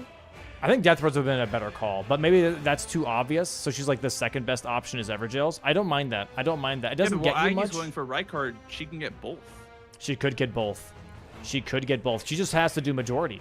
Oh, I do like this because Everjails, and we still have Scar Steals on the board. Scar Steel is an Everjail. I do like this. I would say do the Scar Steel one first, but yeah, I agree. I like this. I do like this. I do like this. Yeah, I like so what we're both first. of them. I like what both of them are doing, right? Where like she's doing Yeah. one-off squares, more or less like squares, because she's a majority almost. Besides column 3, but this works towards a majority. Aggie is a majority, but also maybe wants to pressure this column 3. So I like both. I like both. One thing that I really like out of Parky's gameplay this game is that she's doing a lot more prep. I feel like, or at least like prep that makes sense because she's eventually going and doing the thing that she. Nice. Good Nice for to land that Slanko R1 as well. I would say for me it's not the prep. She's being way more aggressive. She's actually being way more like I'm going to go for that square. Like I want this square. You know what I mean? Right. She's making she's making really good reads on being like, "Oh, okay, that was just marked, which means I got time to do this. I'm going to go ahead and do this." Even if I'm being raced on it, I'm going to go ahead and do that. I really like this. Rykard fight here from Aggie. Serpent Hunter time. Plus 0, I imagine. Yeah. I mean, you could upgrade if you really wanted to, but I'm not sure if it's worth the time, especially if you don't know if it's a race or not. True. Yeah, I mean, this very well could have been a race. Oh, he gets the earthquake. It's Dude, the earthquake. That damage. Yep. Jesus. Luckily, he's got a +2 flask. That's pretty huge. Misses another jumping R2, though. Parky on the way to Darrowil.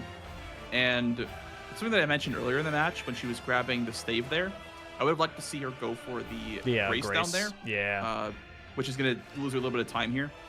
But I like we said before, I really feel like the Scar Seal Everjail should be the priority here. I agree. She's going to finish on 3 Everjails, though, with that last, the Ancient Hero of Zamor, which I still like, to be fair. Even and if then she'll have Prio on the Scar Seal because he won't be able to see it, right? Right. So I don't know. I like how she's going about it. I don't think it's bad at all. I do think doing it first is nice because if you do get sniped, you at least have prio towards the next square. I agree. But in this position right now, Aggie can't even see right now. Yeah, he's being pushed into the wall here, but very nice phase 1 here for him. He has got 4 flasks for phase 2. He should be more than all right. Oh, he tried to pop a Lunar, but stepped in the lava. Use another flask. Said, excuse me. Lands on him. Okay, personally, I don't like this running R2 start. A nice cancel on the skull, though. I think a jumping R2 does more than a running R2. But really nice cancel on that skull. That's a good question, actually. Yeah, maybe it does more poise damage. I'm not sure. I've seen a lot of speedrunners do the running R2 strategy. I don't really know why that is. Nice jump R2 counter. I like that a lot. Very this clean was like fight here. the OG strat when the game first came out, was to just jump R2. Yeah. It developed to like shield pokes that ended up being the most efficient DPS. But this is very much like classic Elden Ring, like 1.0 patch strats. Surprisingly, he's not going for the Serpent Hunt cancel, where you only do the first part of Serpent Hunt in like the phase 2.5, if you want to call it that, where so once Rykard tries to slam his foot on the ground, I think he's going to do it right now. Here, this move right here. He slams his foot on the ground, and this means that he wants to summon the skulls. Okay, he gets a stagger, which is huge. Yeah, that was But huge. pretty much in that moment, when he wants to stomp his foot, you can constantly just do only the first part of that Serpent Hunt, and he'll repeat trying to stomp his foot over and over and over again. There we go. Wait, Evergills at the same time as Rykard. There's Rykard but Parky, did she do 3 Evergills? She just did a Dawn.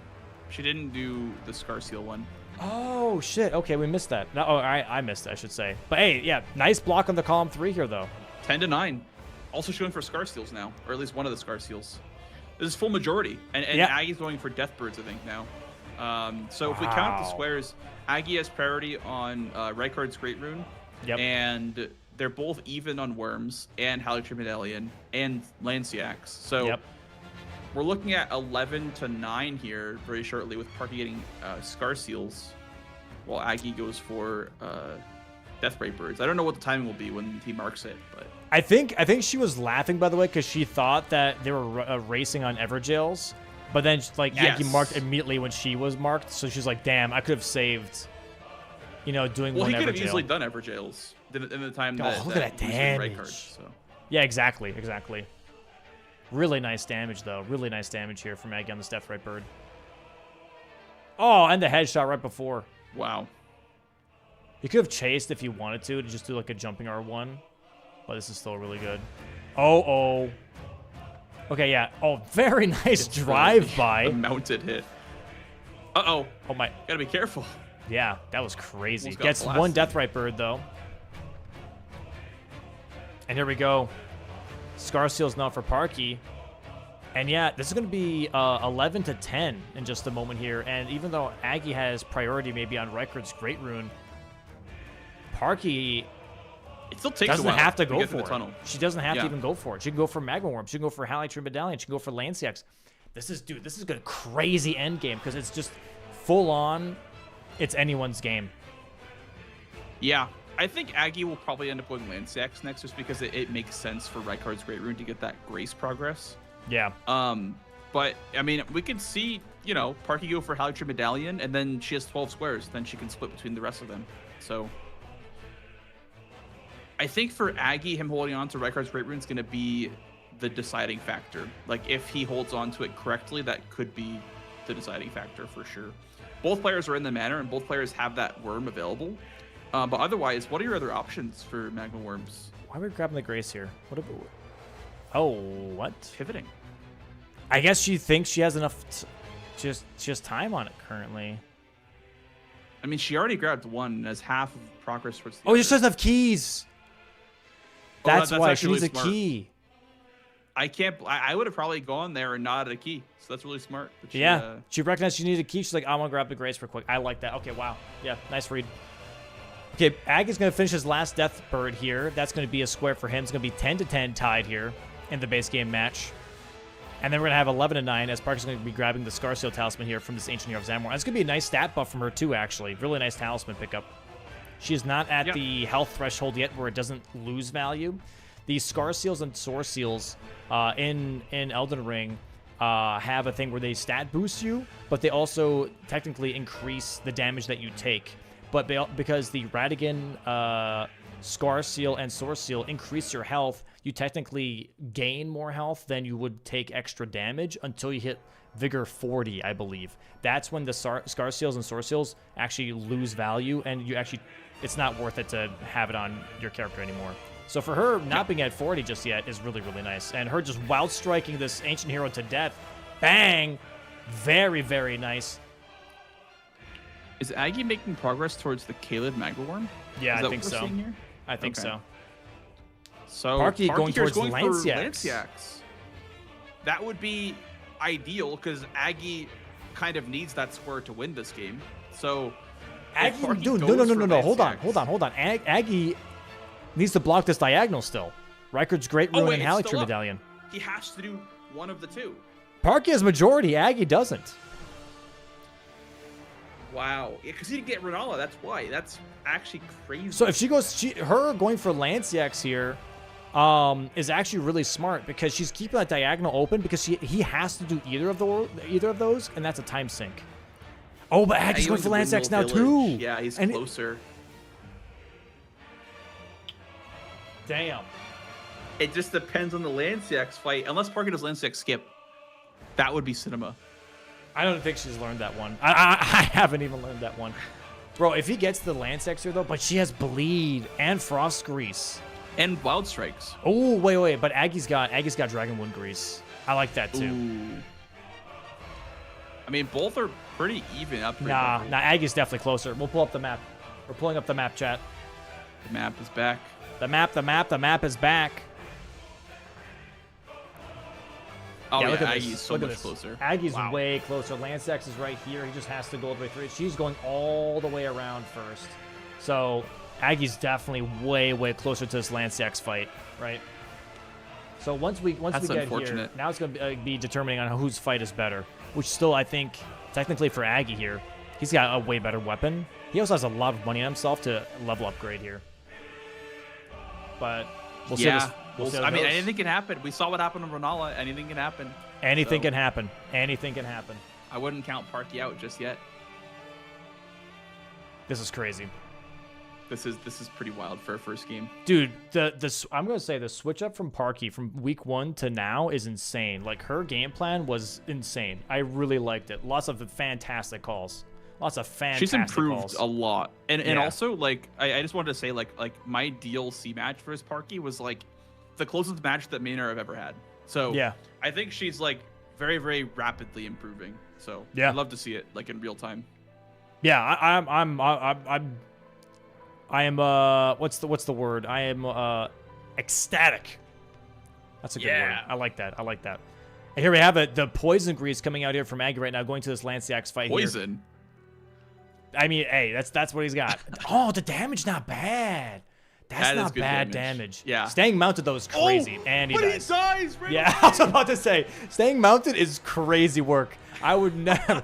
Maybe Torrent was being a bit of a butt and didn't allow him to Now dismart. Parky's I don't right know. And Parky's right next to him now, grabbing this grace. He has a little bit of a head start here. Wait, she's porting. Oh, she's she's going for Nile? splitting. Or She's going for for the Theodorix. worm. Theodorix. She's splitting progress. Oh my days. I mean, I don't. I hate like it. No, I like it. I Yeah. like it. I like it. I like this. She's splitting. That's smart. Fuck my elbow. She's ahead by 1 square. Because Aggie's supposed to block the diagonal, so she's using this time to set up all the squares that are left over in the majority. Yeah. Wow. Okay. Almost a headshot here from Aggie. Good damage though for Aggie on this. Here comes the Lanciax, lightning man. ram. Yeah, doesn't like that he's hanging out. He's on the turf of the ram right now. Oh my god, he gets tagged again! God. Oh my god. Holy schmoly. That's crazy. He's in one-shot range. It's crazy. His vigor is not even that low. And here's the wild strikes from Parky on Theodorix. Not bad damage. I mean, that's Not hitting the the worst. body. She just so- has to be careful. I'd be pushing this lava. Yep, that's ouch. exactly what I was. Yep, that's exactly what I was about to say here. Whenever this is any magma worm, whenever you fight a magma worm and they spit behind them, they will 90% of the time do the pullback move right afterwards because the AI knows that if it does the pullback, it might push you into the lava. So whenever the spit back happens, just walk forward in front of the head and just do the jumping punish. It will always work. Oh my god, I got knocked off his horse by the lightning. Oh, Theo is running right now too. Parking a plus 22 spiked club here. The damage is not fantastic here, but if she gets this, this is big, big money. Maybe gets 2 bleed procs. There it is.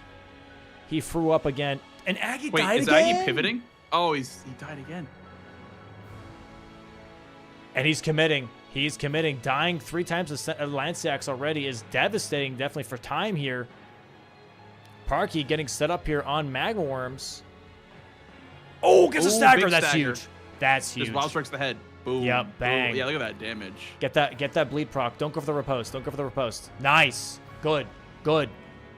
You Get behind his legs. Put in some practice. Oh, get behind his legs. Yeah. It's fine. You gotta get Missing out a lot of damage there, but it's okay. It's all right. It's all right. Jump. Magma walks really weird on He on does. 2 legs. He looks like he's wearing a diaper. The diaper walk is crazy. Oh. Okay. Lanceax here looking very good here for Aggie. Bleed proc. Jump. Gotta roll that. Okay. Oh, okay. Wait, you can jump that? Yeah, you just jump counter it. Yeah, 100%. I see. Optimization blanks. Jump. Yep. That's my middle name. You just jump here. Just jump R2. I see. This fight's going better for Aggie. Very nice. Very, very nice. Nice! There's a stagger! Oh my god. She's running for the head. Oh my god, the wing almost like knocked her in the lava. Okay, yeah. Oh my god. Just don't risk it. Don't risk it. That's too scary. I'm not gonna lie. That's too scary. Take your time. Take your time. Lanceax halfway dead here for Aggie. That roll stresses me out. Oh. Okay. Okay, Parky should be close to another stagger here. Gets another throw-up attack here. Lanceax, a third left, if that. Aggie goes for the jumping R2 punish. Very nice. Oh, nice roll. Okay. Nice roll from Aggie. Tries to go for headshot. Sadly misses. Still good jumping R2 damage.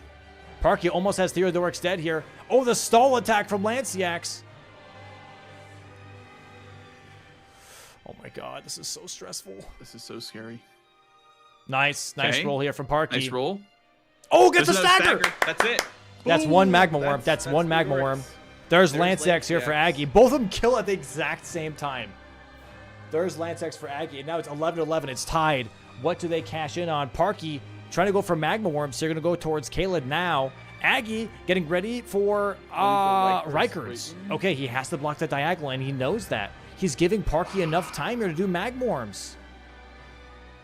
It's just so, like, scary seeing neither player going for Commander Nile, because that feels like the very obvious, like, just 12th square. Yeah.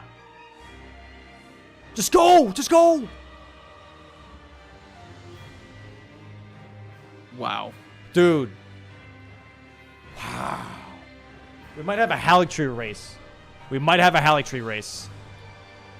Yeah. I mean, we'll see how it goes. I would give the slight favor towards Parky with the Wild Strikes and just the health advantage as well. Yeah, the health advantage is crazy. That 30 intelligence is really kind of biting Aggie in the butt right now in this late game. He also didn't get staves, by the way. He started with a stave and didn't even get staves. So that's also, like, pretty tough, too. Just come on. Dude, wow.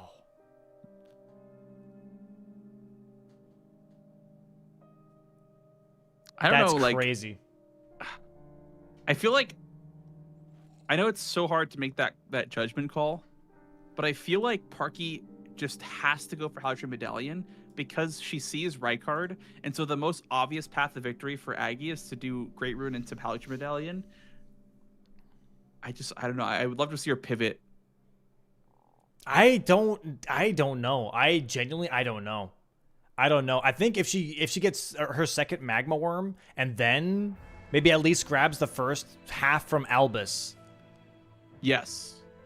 Making some progress before Aggie marks Great Rune would help her tremendously. Yeah, I would like that. I would like that. This Magma Worm's going to be huge here. What's a third one that she could go for? She can go for the Volcano Manor one. Volcano Manor. Yeah.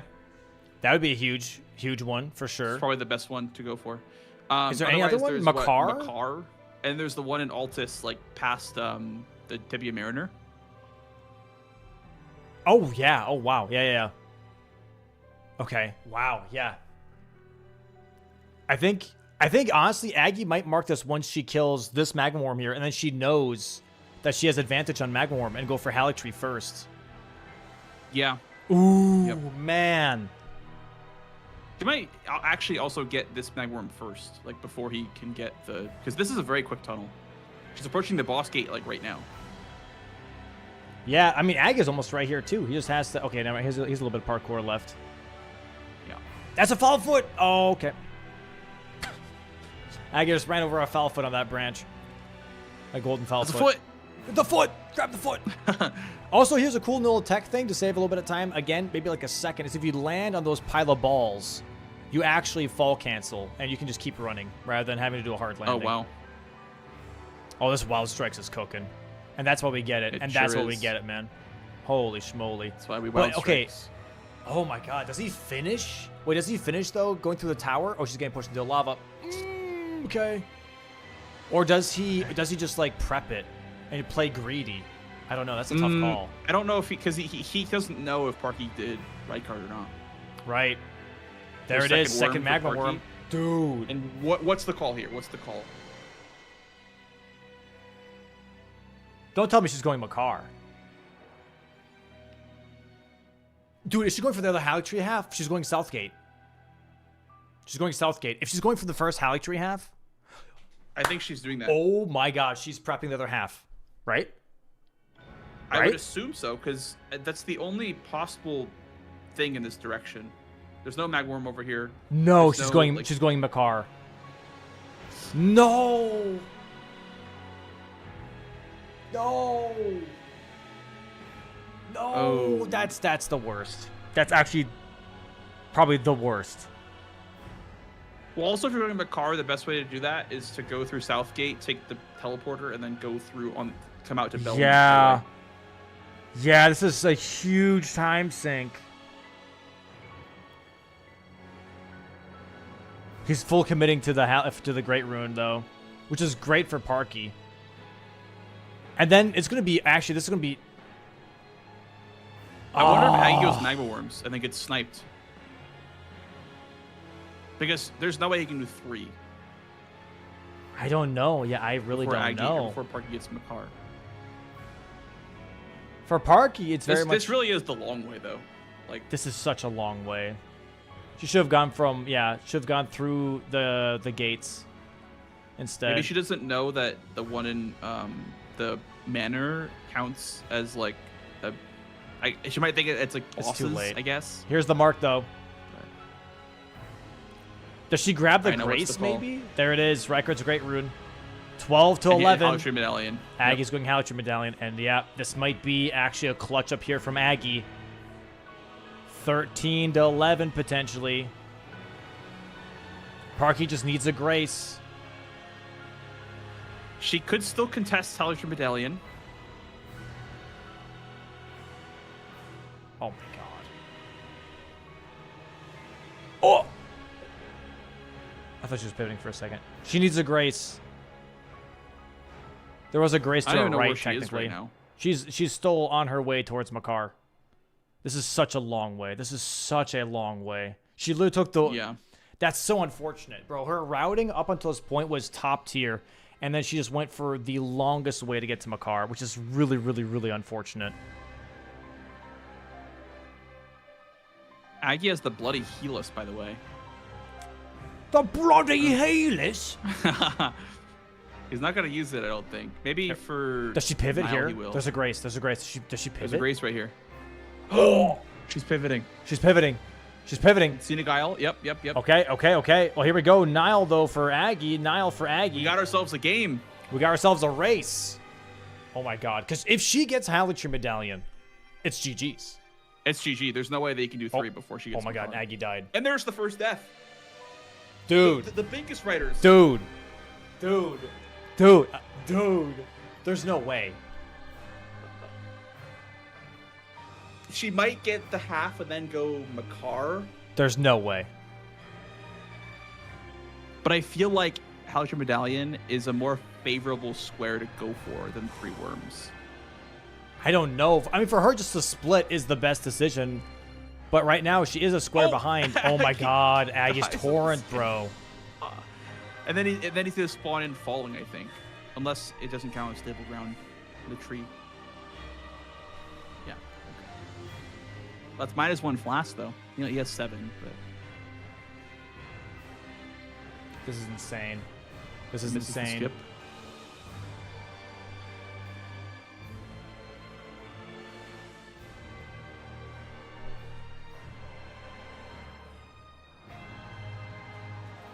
Wow. And this is only game 1, chat. Like, This is only base game, more dude. Bingus action. Stick around after the match. Does she go Halleck Tree? Does she go full Halleck Tree? Oh my Yes. God, she's going for it. She's going Halloween Tree. We have ourselves a race. Dude, and she's getting there almost at the exact same time that Aggie is, but she already has the first half. Brother. This could be insane. This could be genuinely Monumental. insane. This could be a monumental. This could go down in the Bingus history books. My PC is freaking the hell out. I'm hoping nothing crazy happens. Does she have a different skip? Okay, no, she's trying to find it. Okay. Oh, okay. Aggie already has the first knight down. That's not the right one, but okay. Does she still get it? Oh, nope. She does not still get it. I don't know why. That wasn't the right rock. That wasn't the right rock. Here comes the slam down. Fall Oh, damage never mind. saved though. The fall damage like still procced. That's weird. Yeah. Maybe just the tip of the hoof or something. I don't know. Oh. Okay, the soldier is buffed now, so Good. Aggie. Oh, nice Got the backstab. skip.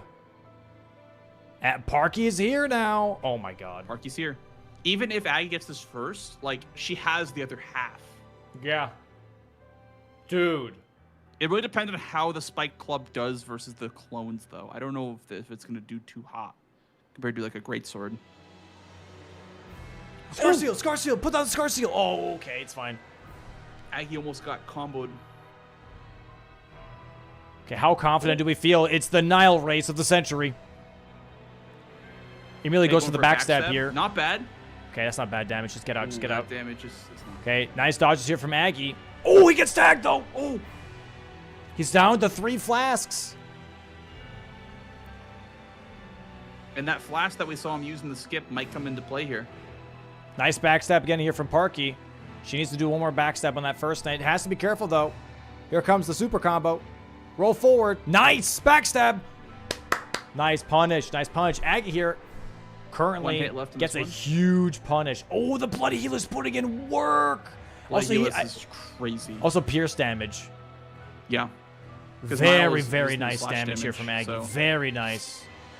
Parky getting a little I think bit the low. Storm might actually one-shot Aggie. So he has to just not get tagged by Storm. Oh. I would like to see Parky just take out these clones.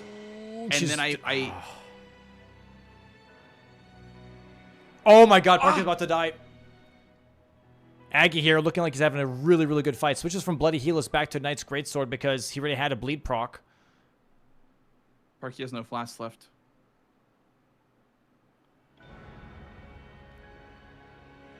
Yeah, no flasks, and Nile not even started yet is very tough here. Okay, second clone down. Okay, here we go. Now she's in the same Look at that, spot that's as not bad Aggie. damage. That's not bad. Aggie, however, gets a Oh, big but stagger. Aggie There it gets is. a stagger. Okay, now she's So it'll racing be a against the race. time. Yeah. Ah! Oh my God, and that might be it. That might be it. Aggie might be clutching up game 1 here on a Nile fight. Full field hitter. Dude.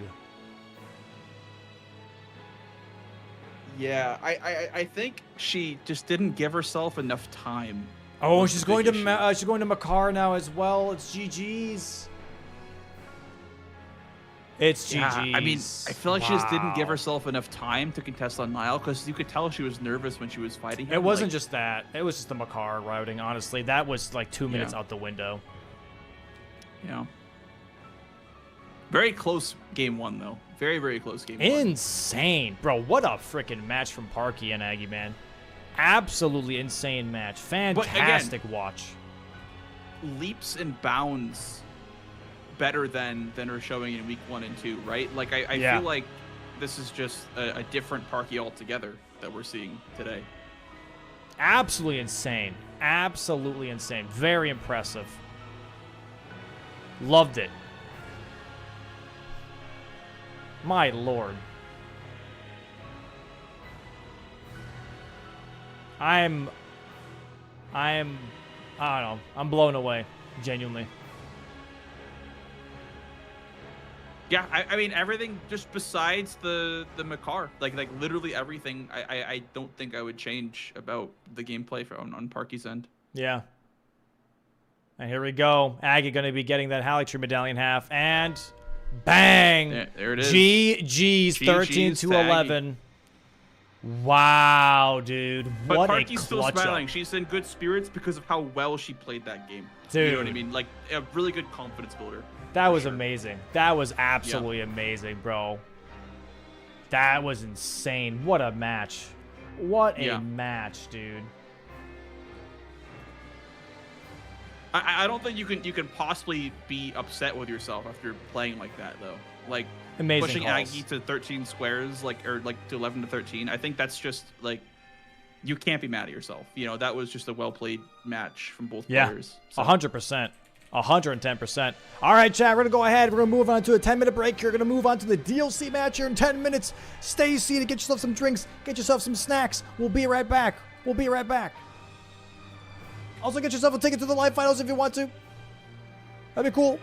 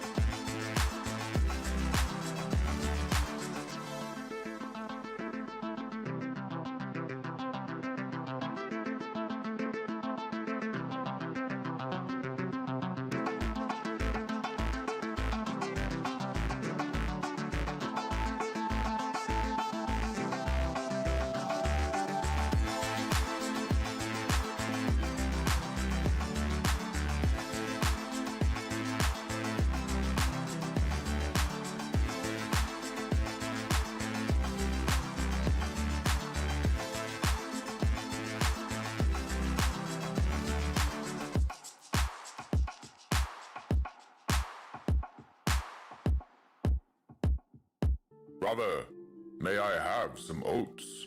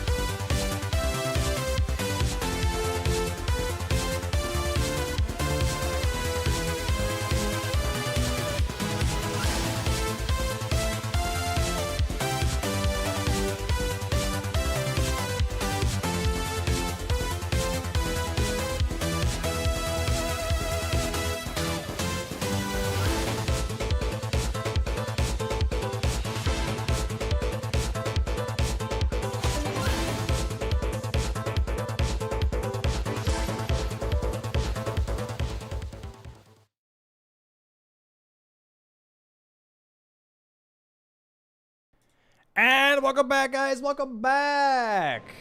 Holy schmoly. We're moving on into the DLC match here. Aggie versus Parky after that first match. My God, if you missed it, holy schmoly, you suck and you should rewind. No, we should go on the YouTube Bingo Brawlers, please, and watch it there. It's going to be on there later tomorrow, probably. It was amazing. So what a match. everybody, Yeah. dude, bananas. Absolutely bananas. If you have the chance, rewind either on YouTube or rewind on this stream and check it out because it's very much worth watching. It's absolutely insane. And yeah, moving on to this DLC match. Quick side note, please. All right, quick side note, please. Just letting you guys know. Let's please keep the comments of negativity to ourselves. All right. We're done with the jokes about, oh, someone's sleeping on the couch, all right? This is weird. Stop being weird, all right? Just have fun, watch the match. Treat it like they're just two players playing a game. That's it. It's not that hard. Cool beans, and then everybody has fun. And then we don't have to time people out and we don't have to ban them, all right? Cool. Anyways, let's get on over to the DLC match. I'm really Holy excited for this schmoly. DLC match. Dude. I think this will be also a close match because Parky last week had a really good DLC showing as well.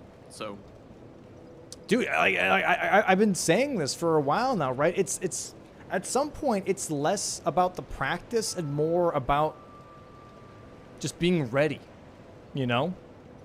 yeah, like being able to rein in those game day nerves. Like, yeah, being at able some to point it's less mentally about be in it. it's less about being like, oh my God, I have to learn this and I have to learn that. It's more about like, all right, now do it, you know? Now show up to game day and make it happen. Also, Blank, could you hop out of the call real quick and rejoin? Your camera's a little bit behind. Yeah. Give me 1 second.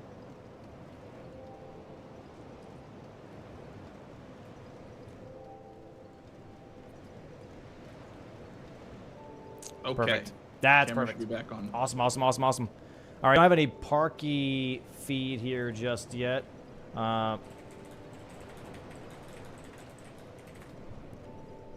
Unless my feed is wrong. Oh, there we go. Never mind. There it is. Never mind. All right, cool. And starting weapon is Dry Leaf Arts. I like this one personally. I do. I really, really do. That's a really solid one. Yeah. I mean, I think it's solid. The Palm Blast on it, especially, it's very, very good for stun locking, like things like E-Dread or, you know, things you could just like knock over and over again. Yeah, 100%. Or if Lamentor's on the board, you can knock out 3 or 4 of those you know, copies and The just GPB special. exactly. Bro, you know, here's the thing. I know that because I commentate, people think I don't know what the hell I'm talking about sometimes, and I don't play. But bro, I be making calls, and then it happens, and it's hot shit, and I'm like, I told you it was hot shit. Same with that Grand Pooh Bear game, and I was like, bro, if he uses Dry Leaf Arts here and Palm Blasts them to single out the Lamentor, that'd be hype. And everybody was like, Dominus Dry Leaf Arts, and then he did it, and it was banger. You know what I mean? It's good. It's good stuff. Yeah, I mean, sometimes you gotta just cook a little bit. You gotta cook up like an unorthodox strategy like that. 100%. 'Cause all the players, you know, they'll be like, oh, great axe, oh, great sword. But sometimes, you know, there's some hidden gems for sure especially with the randomized weapon pool. There's a lot. I think that's like the big problem. I think when it comes to like anything that's competitive, is that a lot of people will see the meta way and will never deviate from the meta and not innovate and not think for themselves and be like, well, what if in this specific circumstance, however, this could be good, right?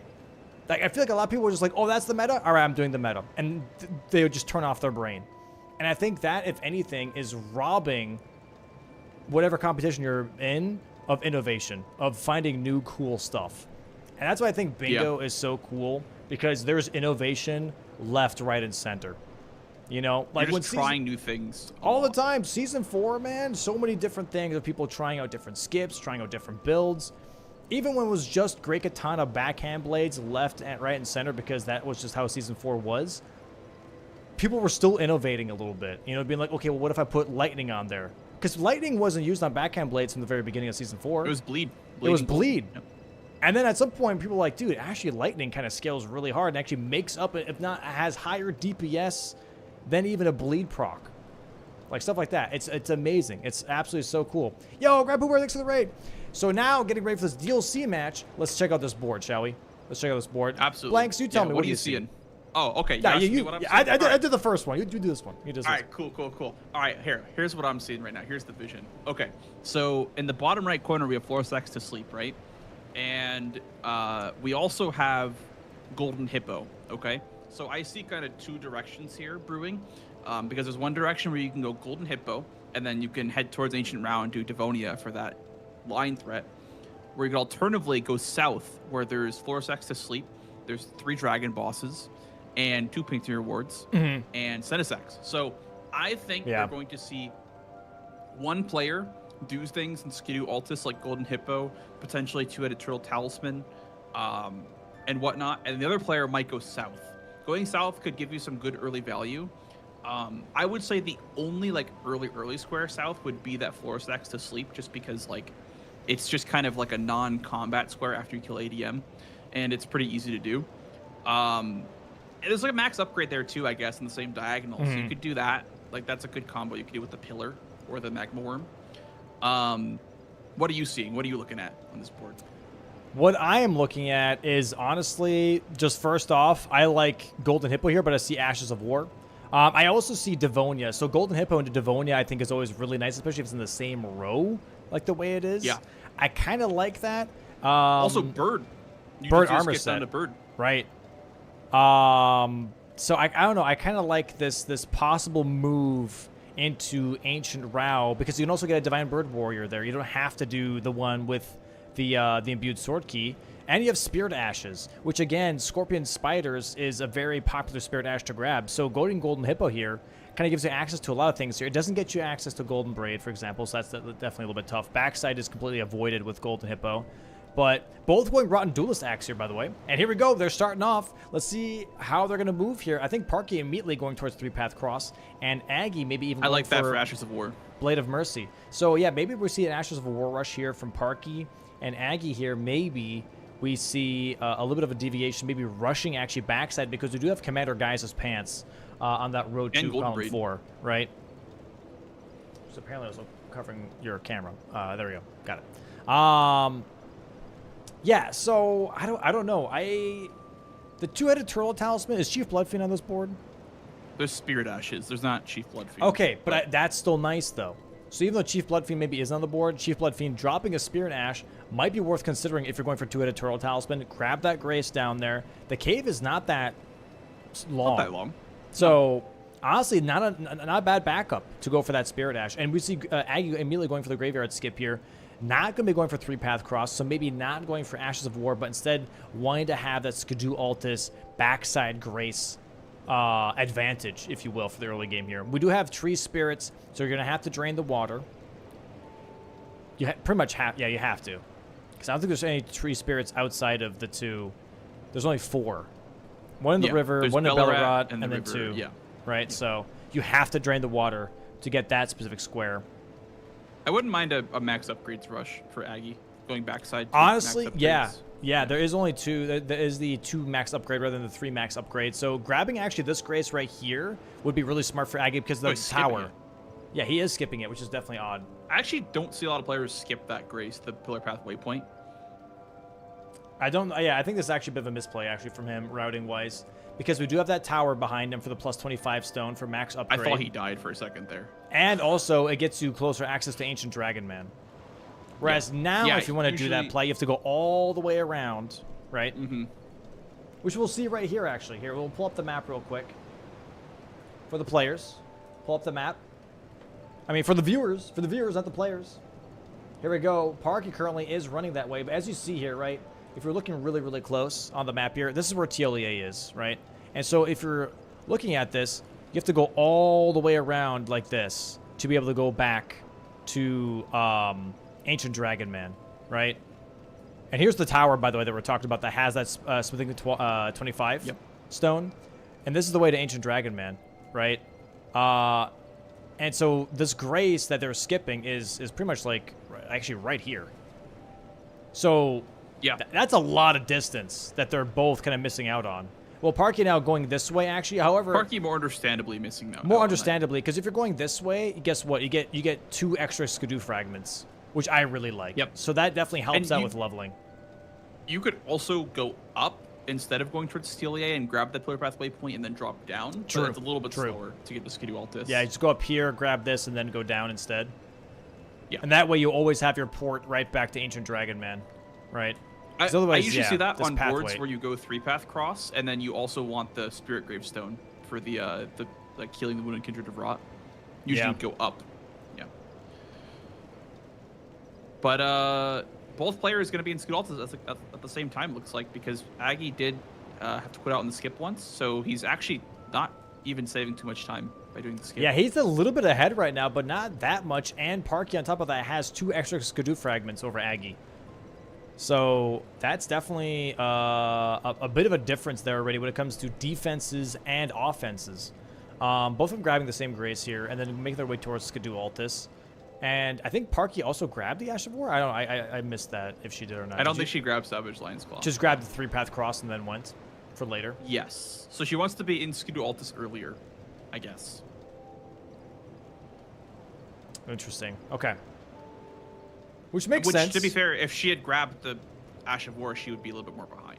So Yeah.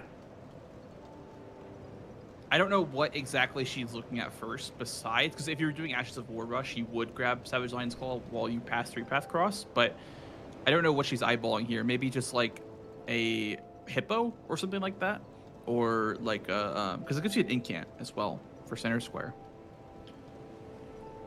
So I'm not too sure. There's a lot of different ways to go about this, right? Same with the base game. There's a lot of different starting points that you can do here as a player. You can go and just rush to hit a Turtle Talisman. It's a one-off, but it's a corner square. It is nice. It gives you stamina regen for the rest of the game. Very good stamina regen on that. On top of that, and you get a Grace near Chief Bloodfiend, which would give you Spirit Ashes if you kill him, right? That's one starting point. The other starting point is rushing upgrades here, which is what Aggie's doing, and maybe going for a Golden Hippo right off the rip. And that way you get access to Shadowkeep from the front side. You also get access to Ancient Row once you get to the first floor Grace. Or you go backside rush here and also rush max upgrades. That way you get access to even more of the map, but also you get a corner square. So I think those are like the 3 starters that I think are pretty solid here. The other one being more of a hidden starter, which is you go Ancient Dragon Man first. Get access to all these dragon bosses, get access to painting rewards, and you unlock yourself a weapon, some good money. I think that's also a decent start, but it's not obvious on the board. Yeah, I mean that's why I pointed out the Florisax square like right away, because I just realized like, oh, that's actually a pretty solid square. It kind of promotes progress towards more for Savage Lion's Claw, and also progress towards ADM. It kind of rewards your progress. It's one of those kinds of squares. Yeah. That, you know, it gives you a reason to go there early. And it looks like Aggie is talking to Telia, so maybe he's eyeballing that as well. Just, you know, getting some poison darts, unlocking that dialogue with more for the syrup. So we will see what he ends up doing with that. But he's going back to Morth Ruins here. And Parky just actually grabs a Grace, potentially the Ash of War later in the game. The Raging Beast. She just grabbed the Rogue Bridge Grace, and potentially that could be signaling that she wants the Ash of War later. Yep. Aggie going to be grabbing some we'll Skidoo see. fragments here as well. Did upgrade his weapon. He did upgrade the Rotten Duelist Axe to plus 24. So maybe looking to kill something here soon. Whereas Parky hasn't upgraded yet, but is getting this backside access, like we said, is pretty important. Oh, is that Great Katana, by the way, in his inventory? I think I saw Great Katana. A good old Guka. Which that would be, that's really, really nice if that is... Why are we using Rotten Duelist Axe then if we have Great Katana is my question. But looks like we are going for the Golden Hippo start here for Aggie. I like this. I think like a lot of people will criticize Hippo Rush, or like, you know, going through Shadowkeep from Hippo rather than backside, but it actually helps on a lot of boards where Hippo itself is a square. Here in this case it gives you an incant, and also you get closer towards Devonia, and just being the first person in Shadowkeep kind of just feels good. It's hard to explain, but like being in Shadowkeep first feels better than running backside and then your opponent. Oh, my opponent marked Hippo as I'm approaching Church District. Right. That just kind of feels bad. So true. We'll see the timing. It looks like Parky will be in Shadowkeep sooner, but I don't know. I don't know whose opener I favor in this match, because Parky's gonna have access towards all that stuff towards Commander Gaius, with Golden Braid, Gaius Pants, max upgrades, Falling Star Beast with 2 sorceries as well. Oh, so we'll see. Also, Ash of War pickup here from Aggie. He does get the Scarab to drop Rolling down. Sparks, yeah. With the dart here, so maybe looking to do a little bit of a of working progress towards Ashes of War, but not rushing it necessarily. Just kind of having it as a back pocket type of option while going for this Golden Hippo here. And Parky now going to be grabbing maybe some more Skidoo fragments here. Going back to Morth Ruins. I don't hate this. I don't hate grabbing more Skidoo, because there's an incant over here as well, so you could pick this up. Maybe grab the bird also armor Gravebird while armor. you're here. Yeah, incant Gravebird armor. What else, and though? then you could drop down for 2 Turtle Talisman. You can go all the way to Prospect Town and drop down for... Yeah, but that's a lot of travel time. That's a lot of travel time. It is. It is. It would be more justified if there was more things like... Okay, wait. Well, there's a Horde Warrior blocking the 200 Talisman there. And there's Spirit Ashes over there, too. okay, Like, wait, there's the hold bird. on. Wait, hold on. Yeah. Hold on. Let her cook for a second, right? Because, yeah, you have 2 Spirit Ashes, 2 legendary Spirit Ashes, Divine Bird Warrior Ornus, and Talu, the Golem Smith, right, in the Forge. That's 2 Spirit Ashes. You also have a unique Horde Warrior. You have the Gravebird armor here. You have Skidoo fragments, incantation, and you drop down for 200 talisman. That's 7 different things here that technically could progress for her. That's really kind of damn good. I would have liked to have seen like a... Oh, there's also 4 mausoleums, by the way. I was just going to say like... Oh, like and Red Bear. Mausoleum thing. Jesus Christ. Okay. Yeah, this is So there is way better quite a than I lot thought. here in Rail Base. Way more than I thought. We're going to do a quick Great Axe check here. Do we have Omen Killer Cleaver on this seat? I guess we're not going for Aggie it? Okay. grabbing Mother first, I guess. Wow, no Great Axe check. I guess because he has Great Katana, so he's like, whatever. Like, I have Great Axe. Like, what do I care? She is going for 200 Turtle Talisman. 200 Turtle Talisman. She just marked it on her map. I see. Although I do think that's not completely accurate, but... I don't know if like... I also wouldn't say if right now is the right time. I would also, I would just grab the Grace first, which is to the right here. Again, a little bit of map time maybe. Here. So when you go here, right, there's going to be the mausoleum for Red Bears right here, right? Yep. So what you're going to do is going to go past here, and there's going to be a Grace right here. This is going to give you access to a Horned Warrior that it has the 200 Turtle Talisman, which is, or two-handed Talisman. That is a really, really good talisman. Just 15% bonus damage if you're two-handing a weapon right here, right? With that Horned Warrior, you can get a kill. You also get the legendary Spirit Ash Divine Bird Ornus, and you get to drop down these gravestones right here into getting into that cave for two-headed turtle. So you should be grabbing this grace. On top of that, you also have the Gravebird armor chest piece right up here. Yep. So you get 2 this is a pieces, but you don't huge have to go near grace. Belrat jail. She should be grabbing this grace 100%, and maybe she is. She's going through the ruins right now. She is not.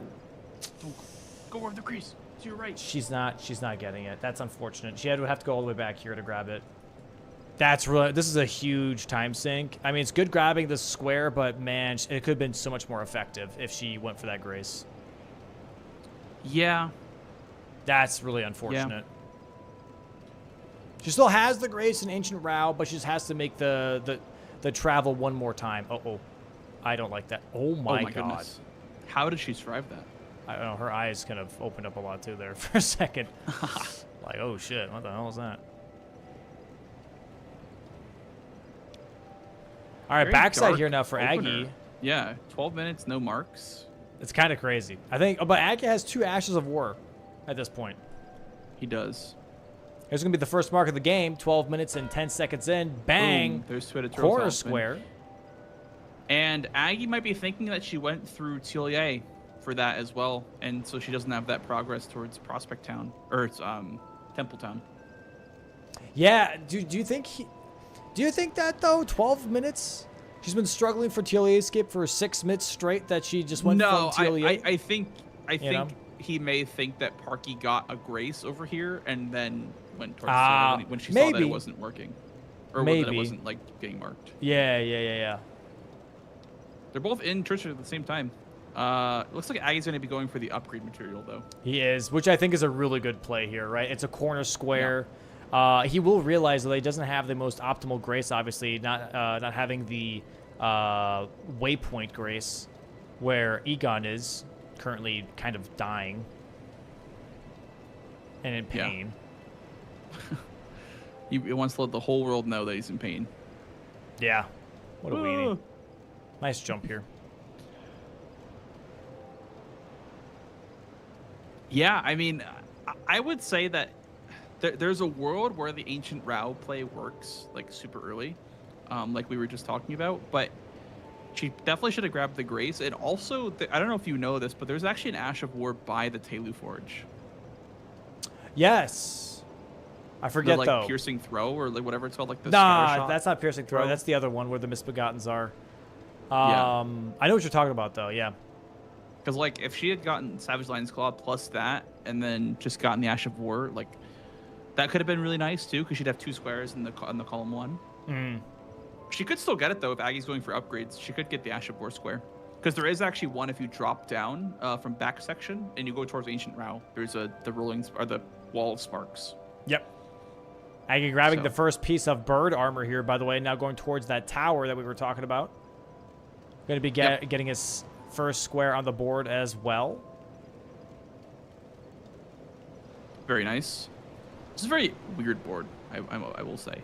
A lot of synergy. It's a slow start board. A lot of, like, you know, if you get this, you're closer to this. You get this on the way. Back to Ancient Rao base for Parky. Is she going for the Ash of War? I think she might be going for the Forge for Spirit Ashes. I don't know. There's 2 unique upgrades, though, for Aggie. Oh. Maybe she was going for a max upgrade. She wanted to go do the Forge for both max upgrade Do you and get a max upgrade from this one? Yeah, you get a smithing 25 from each Forge. Okay. But you Thought it also was get a just the Spirit Ash of Ash. War. Okay, she's just quitting out here. Interesting. Okay. So now the question is, like, what do we do here? Because these starts are kind of tough. If you're Aggie, Hippo, I feel like is just really nice. He's giving Savage Lion's Claw here first for his Ash of War pickup. Oh, by the way, that's Milady, not Great Katana, Is it? in Aggie's inventory. Are you sure? Unless I need to get my eyes checked. I could have swore that was Great Katana. And maybe he'll check again. Maybe he'll look at his inventory. Because that again. handle is very Great Katana-like. That is Look. Great Katana. Is it? Dude, I swear that's Great Katana. What do you think, chat? Let's ask the audience. Milady or Great Katana? Dude, 100%. But yeah, Savage Are you gonna Lion's Claw is grab going to be the Wall his of third. Oh, Sparks? she's not going to grab She's that not gonna either. grab it. Brother. Oh, she just jumped past it, and she just realized it. It's too late anyways, because Aggie's going to be marking that square Yeah, regardless. Aggie's gonna grab. Yeah. I would have liked to see Parky claim Ashes of War, to be honest, because she Yeah. did go 3-path cross out the gates. She could have had a nice column 1 here, honestly. Yeah. She could have had, she could have had Aggie a nice going column 1 for for sure. Especially because she's on the Hippo way now. to Devonia now, too. You know what I mean? Like, this could have been a really mean push to Death Knights and 4 Mausoleums. Yeah, so if she had grabbed the Ash of War by the Forge and Savage Lion's Claw, and then grabbed Wall of Sparks as her last, she gets 3 Ashes of War and is already on the way to Devonia. Mm-hmm. So. And here we go. Hippo fight here now for Aggie. Going for the Rotten Great Axe over the Great Katana, or potentially Milady. Oh, not bad damage. Not bad damage at all. It's Savage Lion's Claw with heavy, I guess. So yeah. It's pretty solid.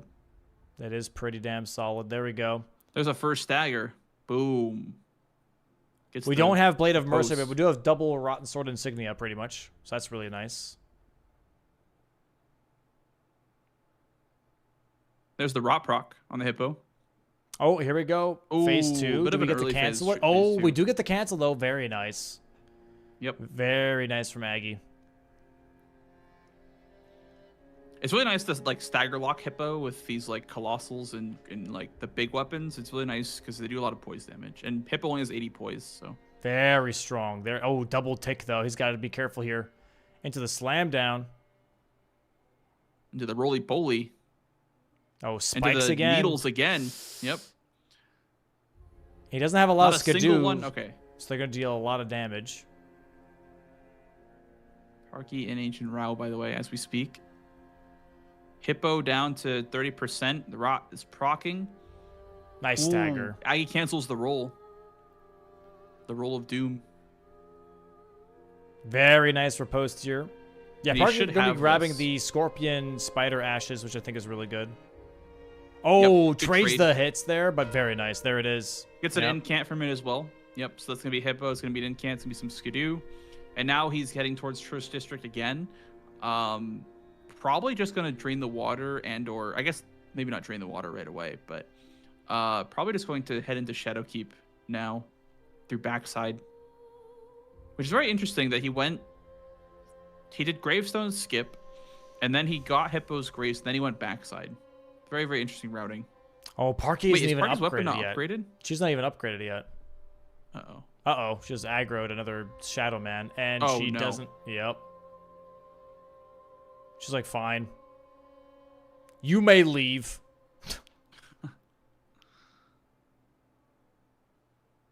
Lets the Shadow Man live. Lining up the skip here. There we go.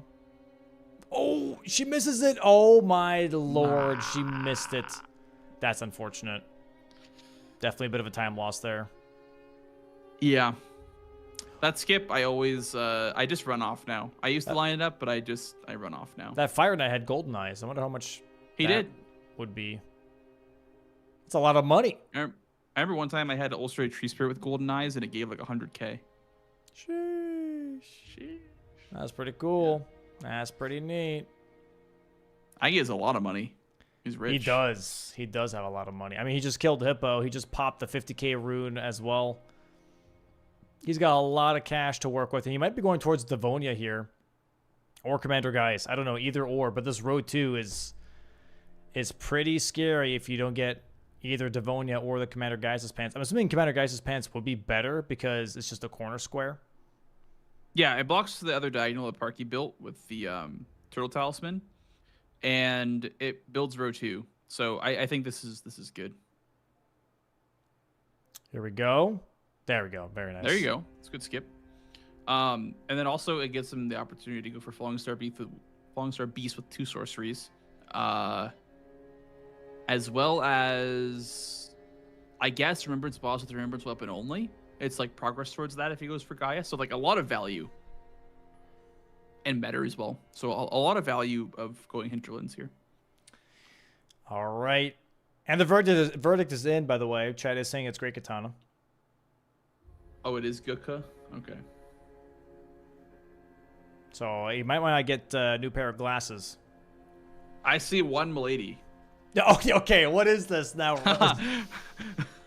Confirmation bias live. It's crazy. Gotta check my eyes, guys. This is tough now because Parky's kind of chasing what seems to be on Commander Gaius' pants. And she's not even upgraded yet, though. So Aggie having the first big kill, which is Golden Hippo, by the way, and having all of that money is really going to show very soon here because she doesn't have extra Hippo money and she doesn't have her weapon upgraded. So he's going to run away with this lead already very quickly if she cannot make up for it somehow. Yeah. I mean, they're both in the Soros Loft, which means that like she's not too far behind as far as like progression on the map goes. I would like to see her grab the Spirit Ash because she is an Ancient Rao, so she could have grabbed the Spider Scorpion Ashes. So yep, she did grab the Scorpion Ashes. Okay, so maybe grabbing this one as well for Fire Knight Hild. True, very true. Aggie is rushing Gaius though. I mean, she has to just block with Devonia, I guess, or Bird Warrior, just because like I feel like you have to kind of greed a little bit when you're behind like this by Yeah. a couple of squares. Yep. You got to make some greedy plays to set up other columns and rows. Because then she'll set up row 1 and column 4 with Spirit Ashes. Here it is, Alright. sneaking past. Hopefully it doesn't aggro Hild or the other, I guess the other Fire Knight. And now Okay. we're going to be finishing off that square. Okay, I see. And maybe right into Devonia? No, then we upgrade. Yeah, yes, then we upgrade, and then we go Devonia. Oh. I jump on this box. I think jumping on the box is Okay. more consistent. She somehow made that work. I'm not too sure either.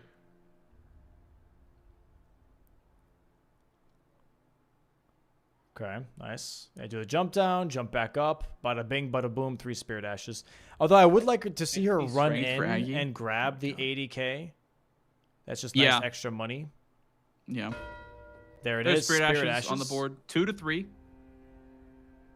And now we're going to be upgrading. And this kind of tells Aggie that she does have Shadowkeep access and maybe even Ancient Row, right? So maybe doing Commander Geist's Pants is not the worst idea for him because he's like, oh, okay, that might be most likely Scorpion Spider Ashes. So she's going to be closer to Devonia than I am. All right. Aggie picking up the spiked crack tier and the thorny crack tier, by the way. So he's going to have big damage and 52 strength with heavy infusion. So he's juiced as far as damage goes. Yeah.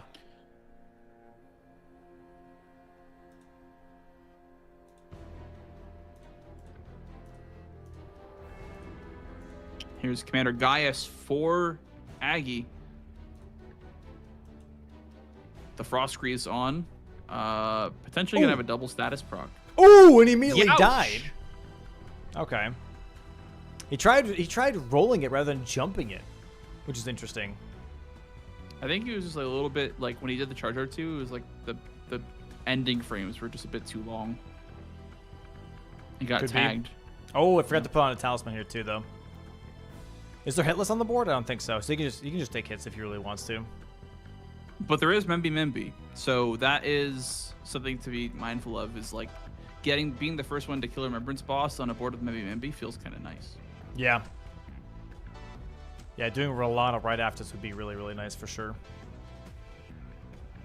So maybe Parky not is spending all the money probably- would have been a good idea, but really good damage though. Parky's going for possibly the same thing and/or Mesmer progress. No, I think she's going for Gaius here. Yeah, she's going for Gaius. Yep. Has to pay attention to her stamina though. There we go. Oh. Oh, nice.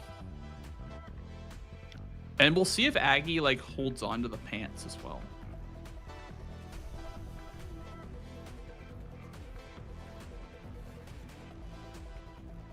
Good stagger. Okay, gets the didn't get the warper post. Oh, and he's gonna Oh die. He's my out of stamina. Wait. We might have a little bit of a pants race here. A little bit of a pants race. I mean, he still has a head start on this next attempt here. I mean, but it's not about the Gaius fight. It's about the fight the with pants. the Albinuric archer afterwards. She yeah. can be mean, bro. I think people underestimate getting the pants. For sure. I think it's Great Katana, by the way. Yes. Yes, it is. I saw Parky's POV. Probably gonna sit down here and level real quick. Aggie already on a stagger here, though, going for the riposte. Skidoo, wait, only Skidoo 3 or is it Skidoo 5? Am I blind? Uh, You can only see it on the status screen. What are we doing? What are we doing? I think she has not enough decks for the Duelist Great Axe or something like that.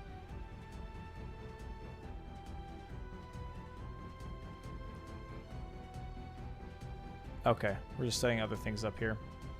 That's giving Aggie ample time here to get this kill on Gaius.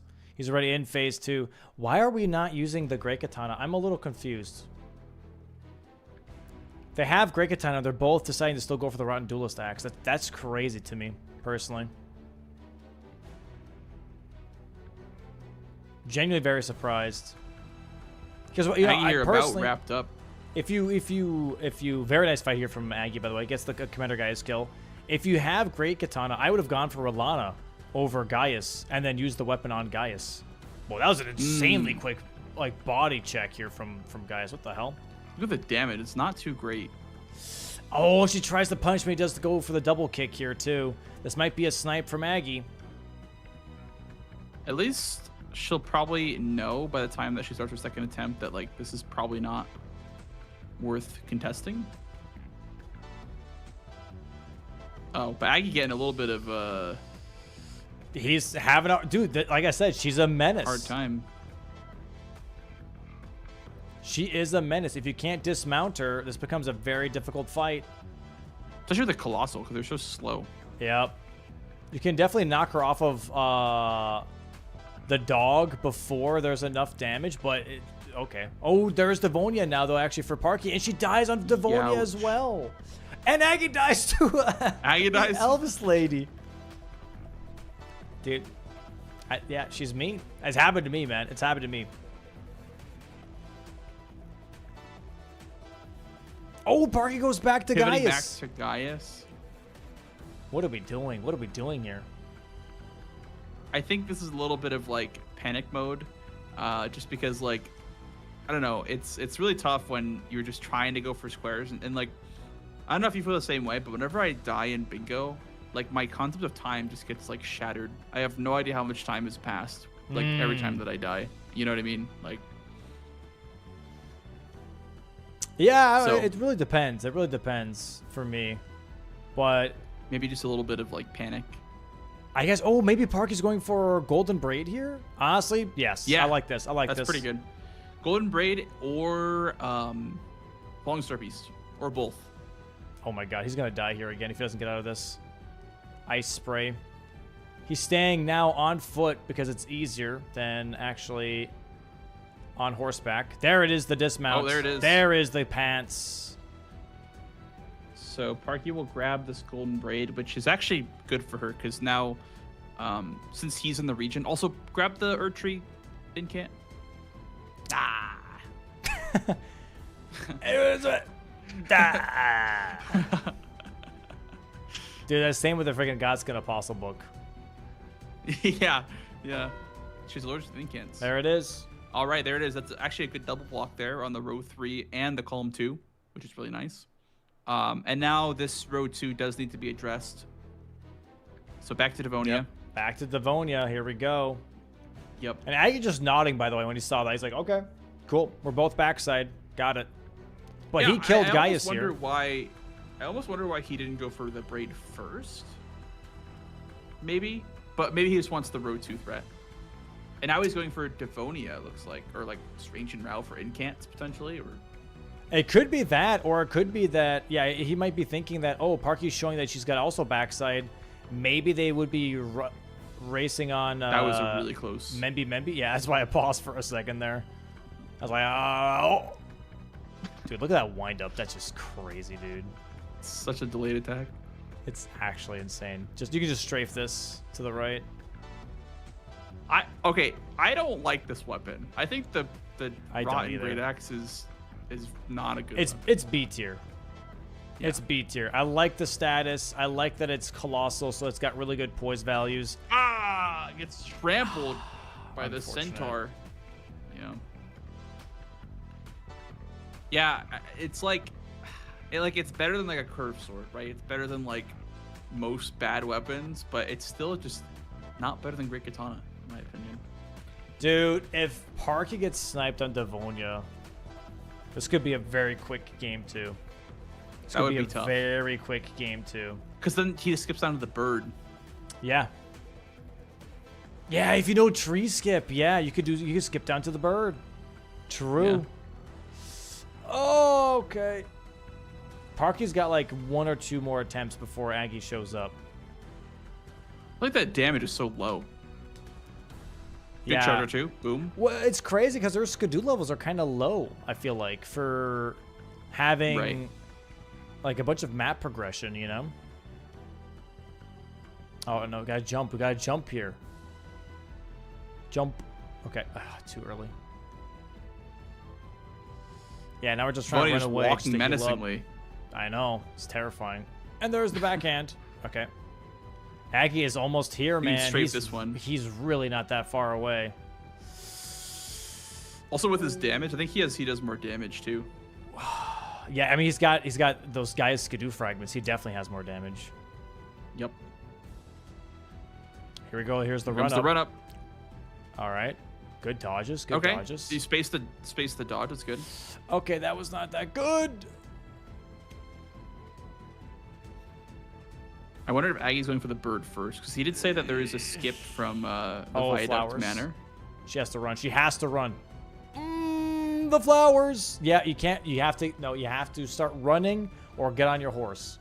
And Aggie now. I think he's going for the skip. Actually, I think you're right. Oh no, never mind. He's going for the skip first. I'm an idiot. I thought he was already at the other place. Yeah, he's at the bird. There's apparently like a skip down to the bird from Viaduct Manor.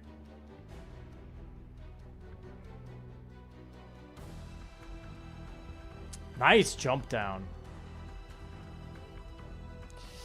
Bro, oh my god. And Parky's not going for... She's grabbing money? Is that what she's doing? Going for money. Yeah, maybe for some talismans or something. Dude, if he gets Divine Bird here...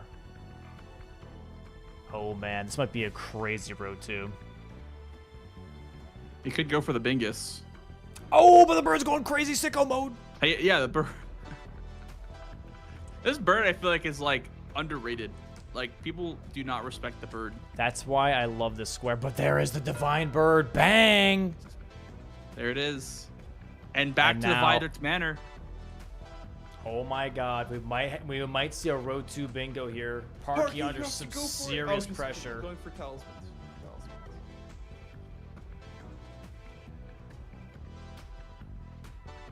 Oh boy, this could be a huge play. This could be a huge, huge play.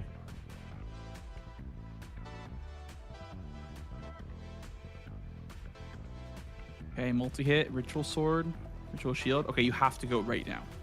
Yeah, you literally have to... Yep, she's going back. Okay. She technically has first dibs here. Yep. She has Aggie close first behind. dibs. But Aggie could has make up dude, the time. His Yeah. fragments are so much higher than hers. Yep. Does he skip a? He doesn't skip. Okay, he goes for the grace. He gets another fragment here as well. He's like level 7 or 8 when it comes to Skidoo fragments. And that's, dude, compared to her 3 or 4, that's a big, big difference, dude. Oh, is she heavy rolling? She is heavy rolling. Oh god. Close to no armor. Okay, good dodges there. She is starting first. But is that enough time? Oh, it takes another hit here.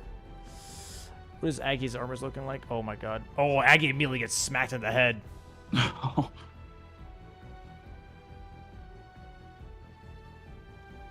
Aggie doing like about 1,000 per swing.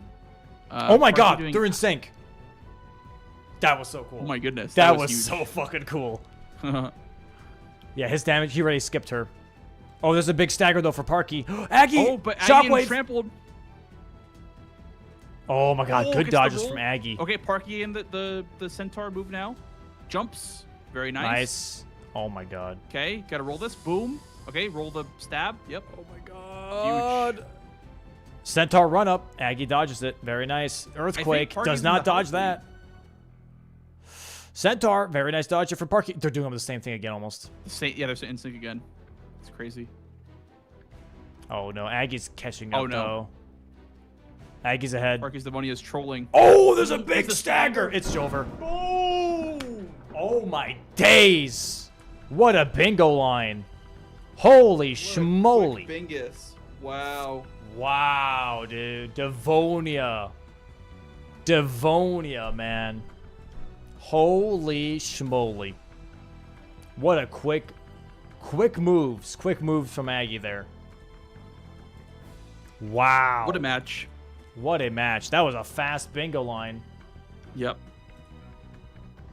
Yeah, I mean, I think that like Parky had like the right idea on going for the Devonia block early. I think it may have just been like this weapon might not be a very comfortable weapon for either player, honestly. I mean, and you even saw like Aggie. I think went down to Gaius once or twice, and then also the Albinuric Watcher or Archer. So could be that the weapon is just not super comfy for both players. And welcome in, GG's. Yo, congrats, Aggie. GG's. Aggie? Is Aggie here? Oh, I was muted. Lamont. Oh yeah, I was gonna say he is here. Hello. I'm a bozo. GG. Hello, No, you're good. GG's. Well played, Park. Very well played. Thanks. I had two big plans in that last game. I couldn't pull them off the way I wanted to.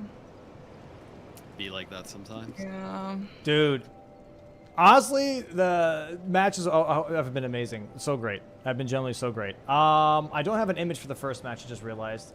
But let me see if I can get one. If not, we can just talk about it. First match base game. Holy frickin' schmoly. That was amazing. Oh, okay, we do have it. Actually, Yeah, that was crazy. We do have it, actually. Hold on. All right. There we go. Let me bring it up here real quick. You guys see it in the matches chat as well, by the way? Yes. From Glance. All right, perfect. Go ahead and bring that up for me, please. I'm bringing it up for me and Blanks here as well, and for the viewers at home. All right, so, my lord, what a start.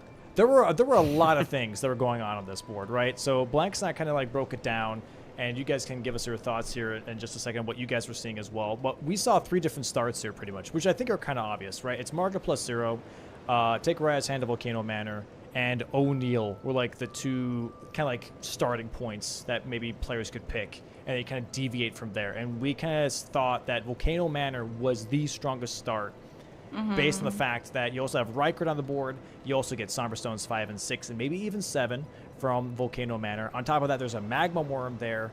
Yeah, that was kind of like our thought of it, and maybe even Memory of Grace if you just rush Rykard for some goddamn reason. But walk me through your guys' thoughts. Aggie, if you want to start here first, what was your idea looking at this board? Because you went completely different. You went for a 30 intelligence rush here. Yeah, so obviously my plan was not the best on this board. I did not respect the Volcano Manor and mostly just the row 4 in general as much as I needed to. My plan was I'm going to ignore most of these early rush squares, and I'm going to get 30 int because it was relatively not that bad for the class I started. And then I was going to just set up a weapon ASAP and steamroll row 1 was the plan. Okay. Because we're done into 100k, and then I would just have a huge damage advantage. I thought I could get seals as well, but yeah, that all fell apart as soon as I got sniped on O'Neal, which was insanely close. I was literally clicking the button and it just lit up the wrong color. Yeah. Oh So God, that so threw me crazy. for a loop for sure. Yeah, and then from that point on, I was just in huge trouble, just trying to play catch up the whole time, and Berkey kept going for the right things at the right time. Yeah, that was definitely pretty insane. But it makes sense. It makes sense. When we saw you upgrade Max, I was like, okay, he's just looking to possibly bulldoze a line. We thought it was actually going to be row 2, not the row 1, because after the 30 intelligence, you know, you already had 1 staff from your starting class. You could have just like knocked out Haligtree Medallion and Deathbirds like immediately if you really wanted to, because you had such a strong weapon. But Parky here. What was your idea? Because you went first to Rise and Volcano Manor, and then still decided to do the other early game squares and really cash in on Aggie not really respecting the row 4. So I saw Volcano Manor and I saw Academy, and I was like, okay, Rykard are both on the exact same line. That's basically the same square. We have seals, whatever. I honestly forgot that there were upgrade stones there, but yeah, that would have been great if I remembered. And so I did, like, I don't remember the order I did things, but Raya's Hand I thought was really important. I really liked that. I felt like whoever got Raya's Hand first had a lot of power in my mind, because it was like, okay, I can go Volcano Manor, like, you know that I have intentions to go there, or I can not go there, and you can do Rykard, which is really long, which is also good. Like, Rykard's obviously good on this board, but, like, I thought Raya's Hand was like super important. And then he did 30 int. As soon as he did 30 int, I was like, all right, where is Death's Poker? And then there was no Death's Poker, so that kind of threw me a little bit. And then I honestly thought Margit plus 0 was like extremely greedy, and I can't believe I got that. So that was really good. And then I think I didn't expect you to go for it. That's the reason I left it, is I was just Yeah. gonna leave a plus 0 weapon for a bit and come back. Yeah. Like maybe in the early mid game. But yeah, then you that's did crazy. Yeah. Yeah. Um, Yeah. And then after that, I think I got like a boost of confidence, and I was like, yo, let's just like try and get some lines going, because honestly, I don't think I've ever played a bingo game where I actually have power. So I was like, let's see how I can roll with this. Yeah. Commander O'Neill was really good because it's on the same line as Millicent, and I honestly, since I have not done Baboosh stretch since season 1, if it looked a little wonky, that's why. Okay. And so I may have learned critiqued it a little bit. I'm not gonna lie. No, I believe it, and I just learned last night through a chatter that you're supposed to hang him around that last one. So I'm really Yeah. grateful that I learned that last night, because that came in handy. It was not very good though. And then then after that, I was kind of like, okay, well, Academy's still open. I really want staves to get column 5 stressed out, so I got that, and I was like, well, staves is like the same thing as Tops' Academy key. Let me just get that. I wasn't really worried about anything Eggy was doing at that time. I was kind of debating going Rykard, but like, a part of me was like, if he ends up stealing Rykard from me, like, I don't really mind, because I'm in a really good position with majority here. So that's why I didn't do that. I thought he was gonna get Everjails. That's why I didn't do that for Scarseal. And then Yeah. I wish that I did Lanciax. The reason why I didn't do Lanciax when I set it up is because I wanted more levels. I had very little levels, so I was like, let me go kill Theodorix for some levels, and then at that point, he took Lanciax, and then I saw Haligtree Medallion, and I was like, this, other than Millennia, Haligtree Medallion is my worst squared. I'm bad at the skip, I'm bad at the fight, like, it's over at that point.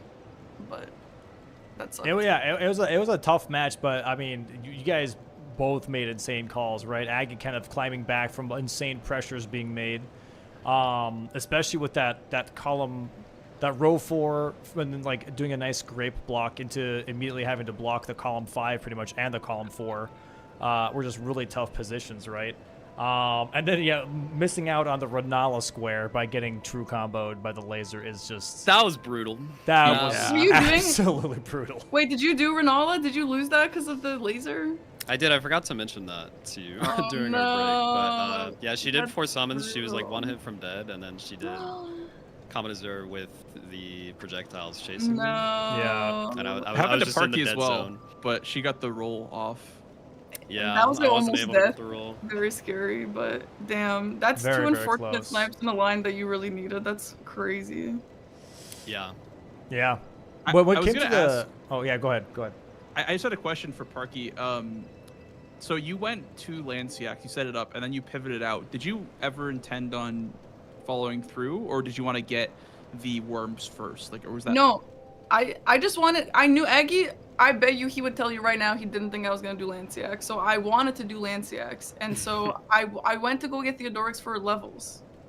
Ah, I see. Okay. Yes. Okay. And- Because you guys were there kind of at the same time. Like he was there first, but then he died once, and then you were basically in sync. Damn, yeah, I would have died too, honestly, so I wouldn't have even gotten that. I just really needed levels, because he had killed Rykard at that point, I think, so I was like, he's probably kind of chilling with some levels, and he's going to beat me to Lanciacs. So, like... Honestly, not really, is the funny thing. Like, I feel like my money went very, very not that far after the 30 int dump.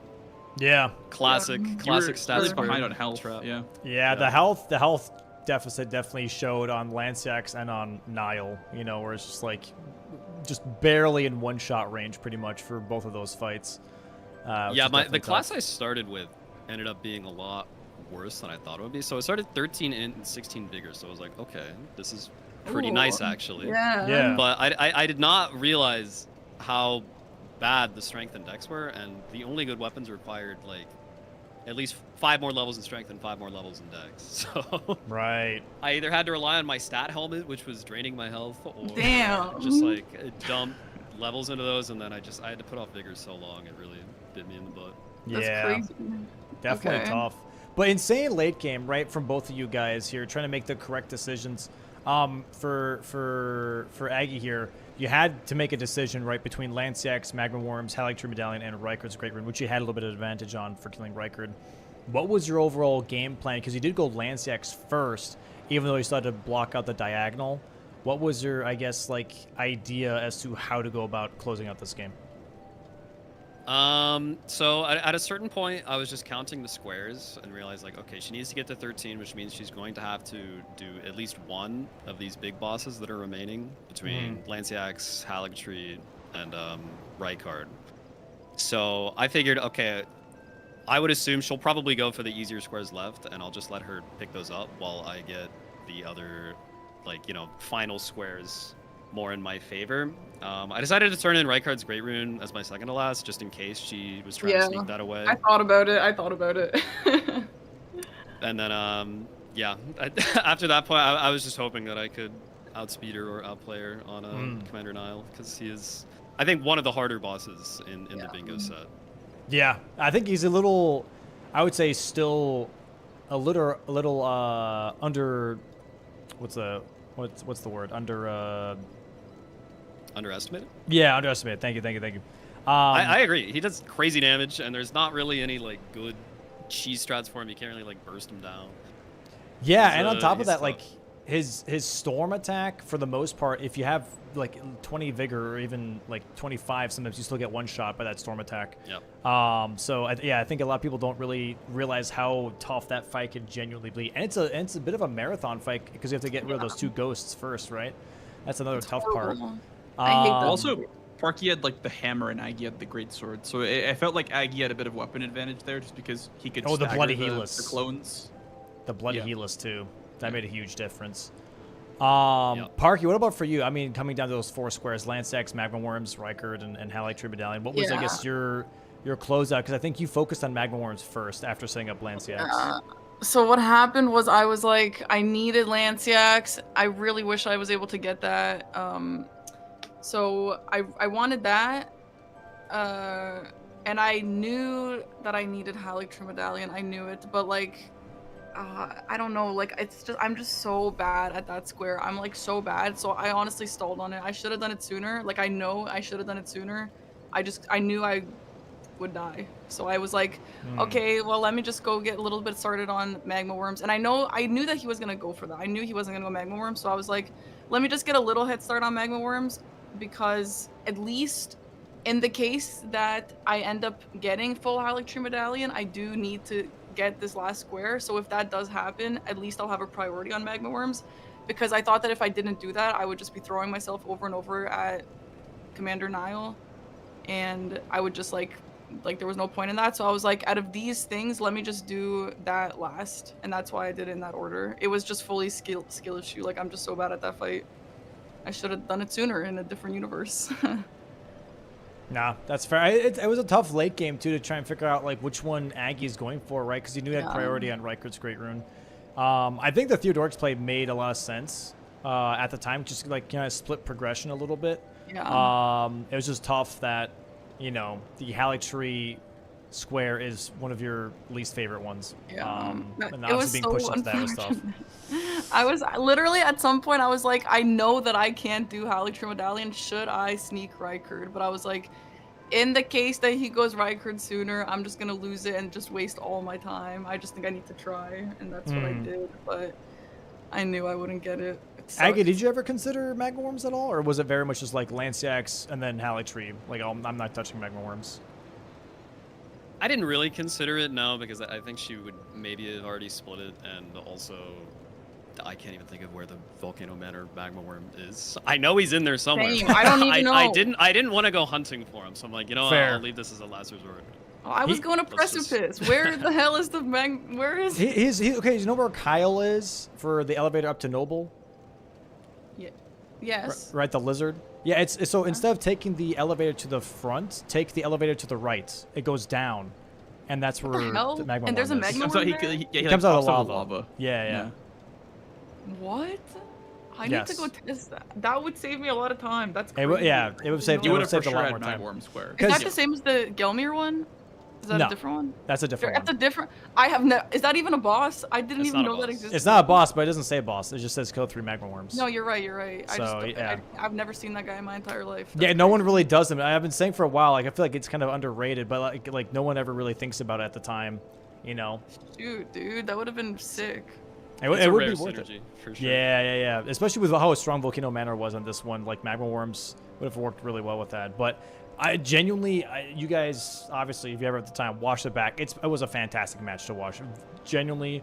And shout out to Parky specifically on this one because you actually followed through on great like squares, but also you made great calls on like, okay, I can go upgrade now. When you had that column 5 threat and you're like realizing that you had enough time to go and actually go all the way up to Slumber 9, you did that, and that genuinely made the difference to where you could actually close out on some of these other squares. Yeah. Because if you stuck to that +7, I don't think you would have gotten Renala. I don't think you would have gotten some of these other squares afterwards. You know what I mean? That would have been a nightmare. Yeah. So, you know, good on you Thank for you. recognizing that. And, It was and, impressive sequencing. For Yeah, sure. Thank closing you. out on that. Yeah.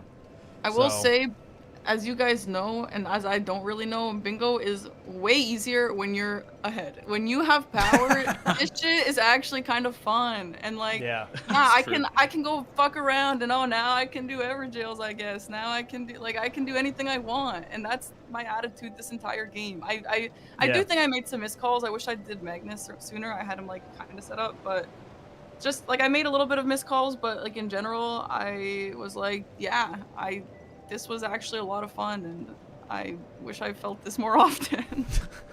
I think overall the calls were really, really good. But like on the same coin here, Aggie also made really, really good Yeah. calls to block. Like recognizing that the early game really did not go the way he wanted to, and immediately shifting into defense to where he blocked pretty much every single line until he had a bit more control on the board was also just really, really smart, right? Going for that God's Good Apostle just to block out that diagonal, but also start his row 5 a little bit, and then going for Radon to block out the column 2 and start that for himself a little bit. Like all these kind of like motions really, really mattered. And I think the Rykard play just like kind of solidified the late game for him to where he had just that little advantage that he needed to close out that 13th square, you know? Yeah. So, Yeah. I think with the early game here, like I recognized that I made the wrong call strategically and what to start with. Yeah. And it was just a matter of like, okay, if I can stop the bleeding, I should be able to like outpace in the late game. Right. Because I did take the time to get this big weapon set up, so Right, yeah. That was the goal, like pretty much the whole game. 100%. Yeah. 100%. And now, speaking of game 2, let's move over to game 2 here. This one will be a bit more brief, tackling this board. But looking at it, right, what was the idea for both of you guys here? Parky, if you want to start first on this one. What was the overall idea? Because both Blanks and I obviously go over like starting positions here for players. And both of you kind of didn't really go exactly the way we expected. Aggie kind of. But like Parky, what were you seeing? Because your first square was 2-headed turtle talisman here. Yeah. Honestly, I was immediately overwhelmed. I felt like there was 100 rush squares and like 100 different paths I could have taken. So I just like, I think like I said, the first game that we had, I don't usually experience games like that. So I'm still like riding this high from it. And like, I couldn't focus honestly. And I couldn't just like put my head into the DLC game. And so that was like really difficult for me to just decide on a path that I want to take. So I was like, okay, 2-headed turtle talisman is on a corner. I could rush that, but I think that that's a little bit bait. So let me just like go set up for the mausoleum and go that way to 2-headed turtle talisman. And I also wanted like a forge, spirit ash, max upgrade material play, but that was, I mean, I was just doing way too much. I wanted all of that, and like it was just way too greedy. And I was just trying to get map progress because like that's good in the DLC or whatever, but I also skisshoed on Devonia for like ever, by the way, Aggie, so that sucked. Oh, okay. That was tough. Yeah. That's what happened. Darn. What about Yeah. you, Aggie? What was your game plan looking like? So I was a little confused on what the best play was here at the start as well. I did consider just going 2-headed turtle talisman just because I felt it's the easiest, most rushable thing here. Yeah. But yeah, I felt that like it didn't do anything in terms of map progression. It didn't combo with anything. The position on the board was like okay, but not amazing. So I kind of just got to Skidoo Altus and then made my way to Hippo. I was kind of just like going directions that I thought I would want to go eventually until I figure out like a better game plan here. And then eventually I realized like, oh, the best play here definitely would have been 2 unique max upgrade materials into Golden Raid. And so I started going to 2 unique max upgrade materials at that point. I was worried that I wouldn't get it, but again, I need to go to the backside for Church District anyway. So like I figure, you know, if this still isn't up by the time I'm there, I might as well get that. And then, yeah, I might as well just finish DLC Ashen War because I got 2 on the way. Already got the Golden Hippo Grace. Might as well get that. And then once I got that, like the line threat seemed pretty obvious to just try to follow through on. Right. Yeah. Yeah. It was definitely a bit of a hard board.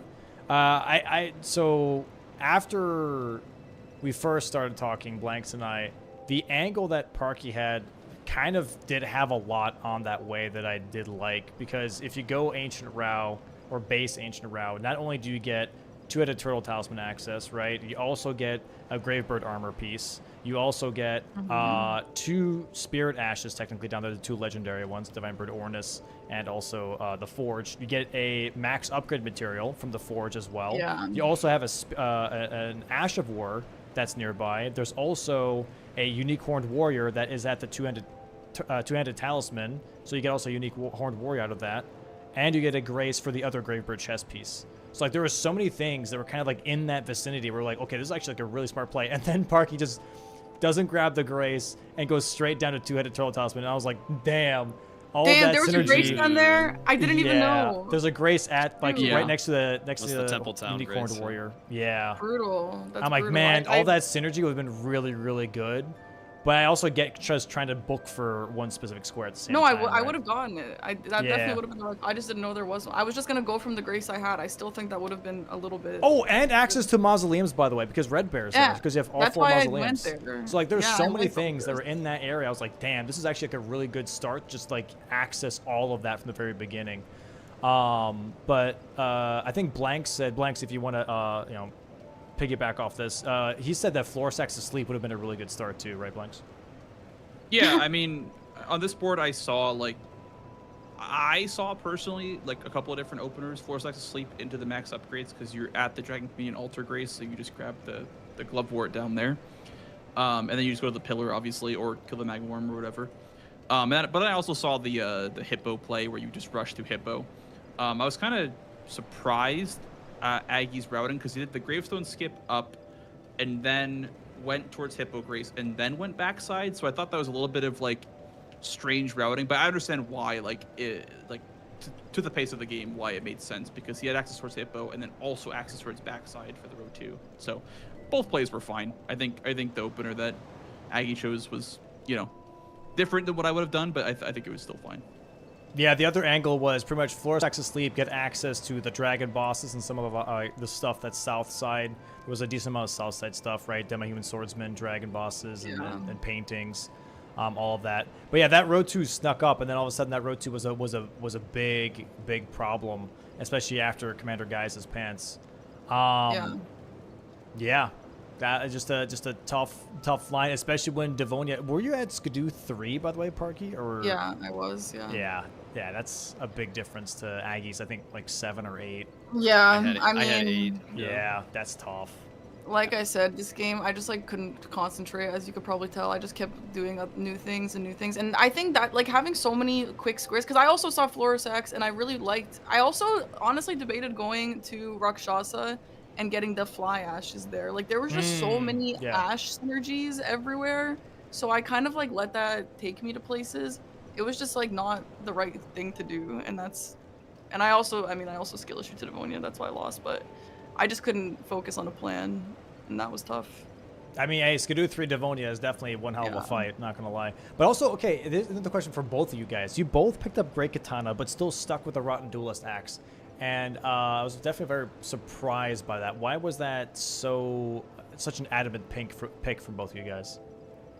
I think Great Katana low-key overrated. I'm not gonna lie. Really? No, I don't think it outperforms in that scenario, just because Colossals will stagger so frequently, and I already had the stat dump that benefited the Colossal. They both have a status, so there's not a huge advantage either way there. I don't know. Sure. I like staggering. That's fair. That's fair. Especially for Hippo. Yeah. Did a lot of For work on it, me, I think Great Katana is so good against Nameless Mausoleums. Every single time I fight Rakshasa, it's with the Great Katana, I think, and every single time it's a breeze. I don't think I've ever died to Rakshasa because of this weapon. So I actually wanted to switch, but when I was like going panic mode and I had all that money, I put it into like strength or something, and I didn't realize that I didn't have the stats for Great Katana, and that's why I didn't use it. I would have used it if I realized that I needed 18 dex. That's Yeah. all it is. Fair. But hey, one hell of a series. Not gonna lie, one hell of a series. Back-to-back matches. Any questions you have for each other at all? I'm assuming you guys talked during break time or whatever. But Yeah. is there anything specific that you maybe didn't get to cover? I don't think. Well, the Spirit Ash mark from you was the confusing part of this second game for me. I think once you marked that, I was like, oh, I'm gonna get this line almost assuredly. I guess I should have realized that like you probably got the Scorpion Ash, and so Yeah. you were in round, but it still made sense for me to go for. I think, and then yeah, If I I first guess that was tried, the only point of confusion. if I first tried Devonia, I would have had that like way long ago. I died like 4 times. I was like super. That's fair. That's why I fair. wasn't worried actually about that line, because I was like, I know I'm ahead on Devonia. I know I have prio on this. I'm just bad. Like that's literally what happened. Sometimes you bong. Yeah, Sometimes. it's just tough. Listen- It's just tough. The series was very Bingus and then also Bongus. Honestly, I just That is couldn't what come they down. say. I was like the Yeah. whole time I was like literally just could not focus. The first game, like it's so difficult to swap. Whether you lose so badly or whether you win badly, whatever the situation is, a crazy game is so hard to like just switch formats and just like pay attention to something else, you know? Yep. So For sure. Absolutely. Yeah. I don't think I was on my A game today either, especially strategically. I was very confused at the start of both matches. Yeah. Luckily in the second game I was able to figure it out in time and get it together, but yeah, it can be a lot. Yeah, there are some days where I boot up bingo and I'm like, I feel like all my abilities have left my hands and I just don't know For what the hell sure. I'm doing. I'm like, okay, Yeah. today's just not the day for me. But, Dude, Sometimes you just gotta like get 2 squares, and once you get a couple of squares, you start kind of building that game plan around those squares. Like, all right, even though I didn't have a great read on the board, I can at least make something happen with it. I think it's kind of what Aggie did with the base game match. yeah. yeah. No. Sorry, for what were we gonna say, Parky? I think I could have done that. Like, if I got Devonia, I think I had really good progress towards Nameless Mausoleums, Rakshasa. Like, I think I could have really done something here, even though it wasn't looking great for me. And like, incants, there's some incants around here. Like, I don't know. I think that kind of sucked that ended so soon, but it's fine. Yeah, also I died to that skip, which is insane. I literally have not died to that skip in forever. And that's what you're saying. Like, sometimes you just grab the controller and you're like, okay, I know exactly how to do all of this. And then you're like, wait a minute, what? And then you just die to something that you know how to do, you know? Yeah. It's stupid. It sucks. But that's okay. All right. Well, thanks so much for playing though today, guys. 2 fantastic matches back to back. One quicker than the other, but still they were really, really fun to watch. So I hope you guys, take that with you and are excited for next week, I believe. Yes. Yep. Next week matches. Aggie taking 2 more points onto the leaderboard. Very nice, up to 3 points now. But there are still a lot more points to grab. A lot more points still available. We still have 5 weeks of Bingus, I believe, for the round. 5 weeks? 5 weeks? That can't be right. No, maybe 3 more weeks. 2 more weeks. 2 more weeks. 2 more weeks. Well, Just for the round robin. Yeah. For round robin, yeah. Yeah. 5 weeks in Got total. 2 more matches. Yeah. True. 2 more weeks for points here, and we'll see how that goes. But I hope you guys have a great rest of your Thursday. Thanks so much for playing. I appreciate you so much. Have a great Thursday. Thanks so much for playing, Thank and we'll see you guys next you. week. All right. Thanks. Congrats, Alright, Aggie. GG's, New guys. York. Bye. Bye-bye.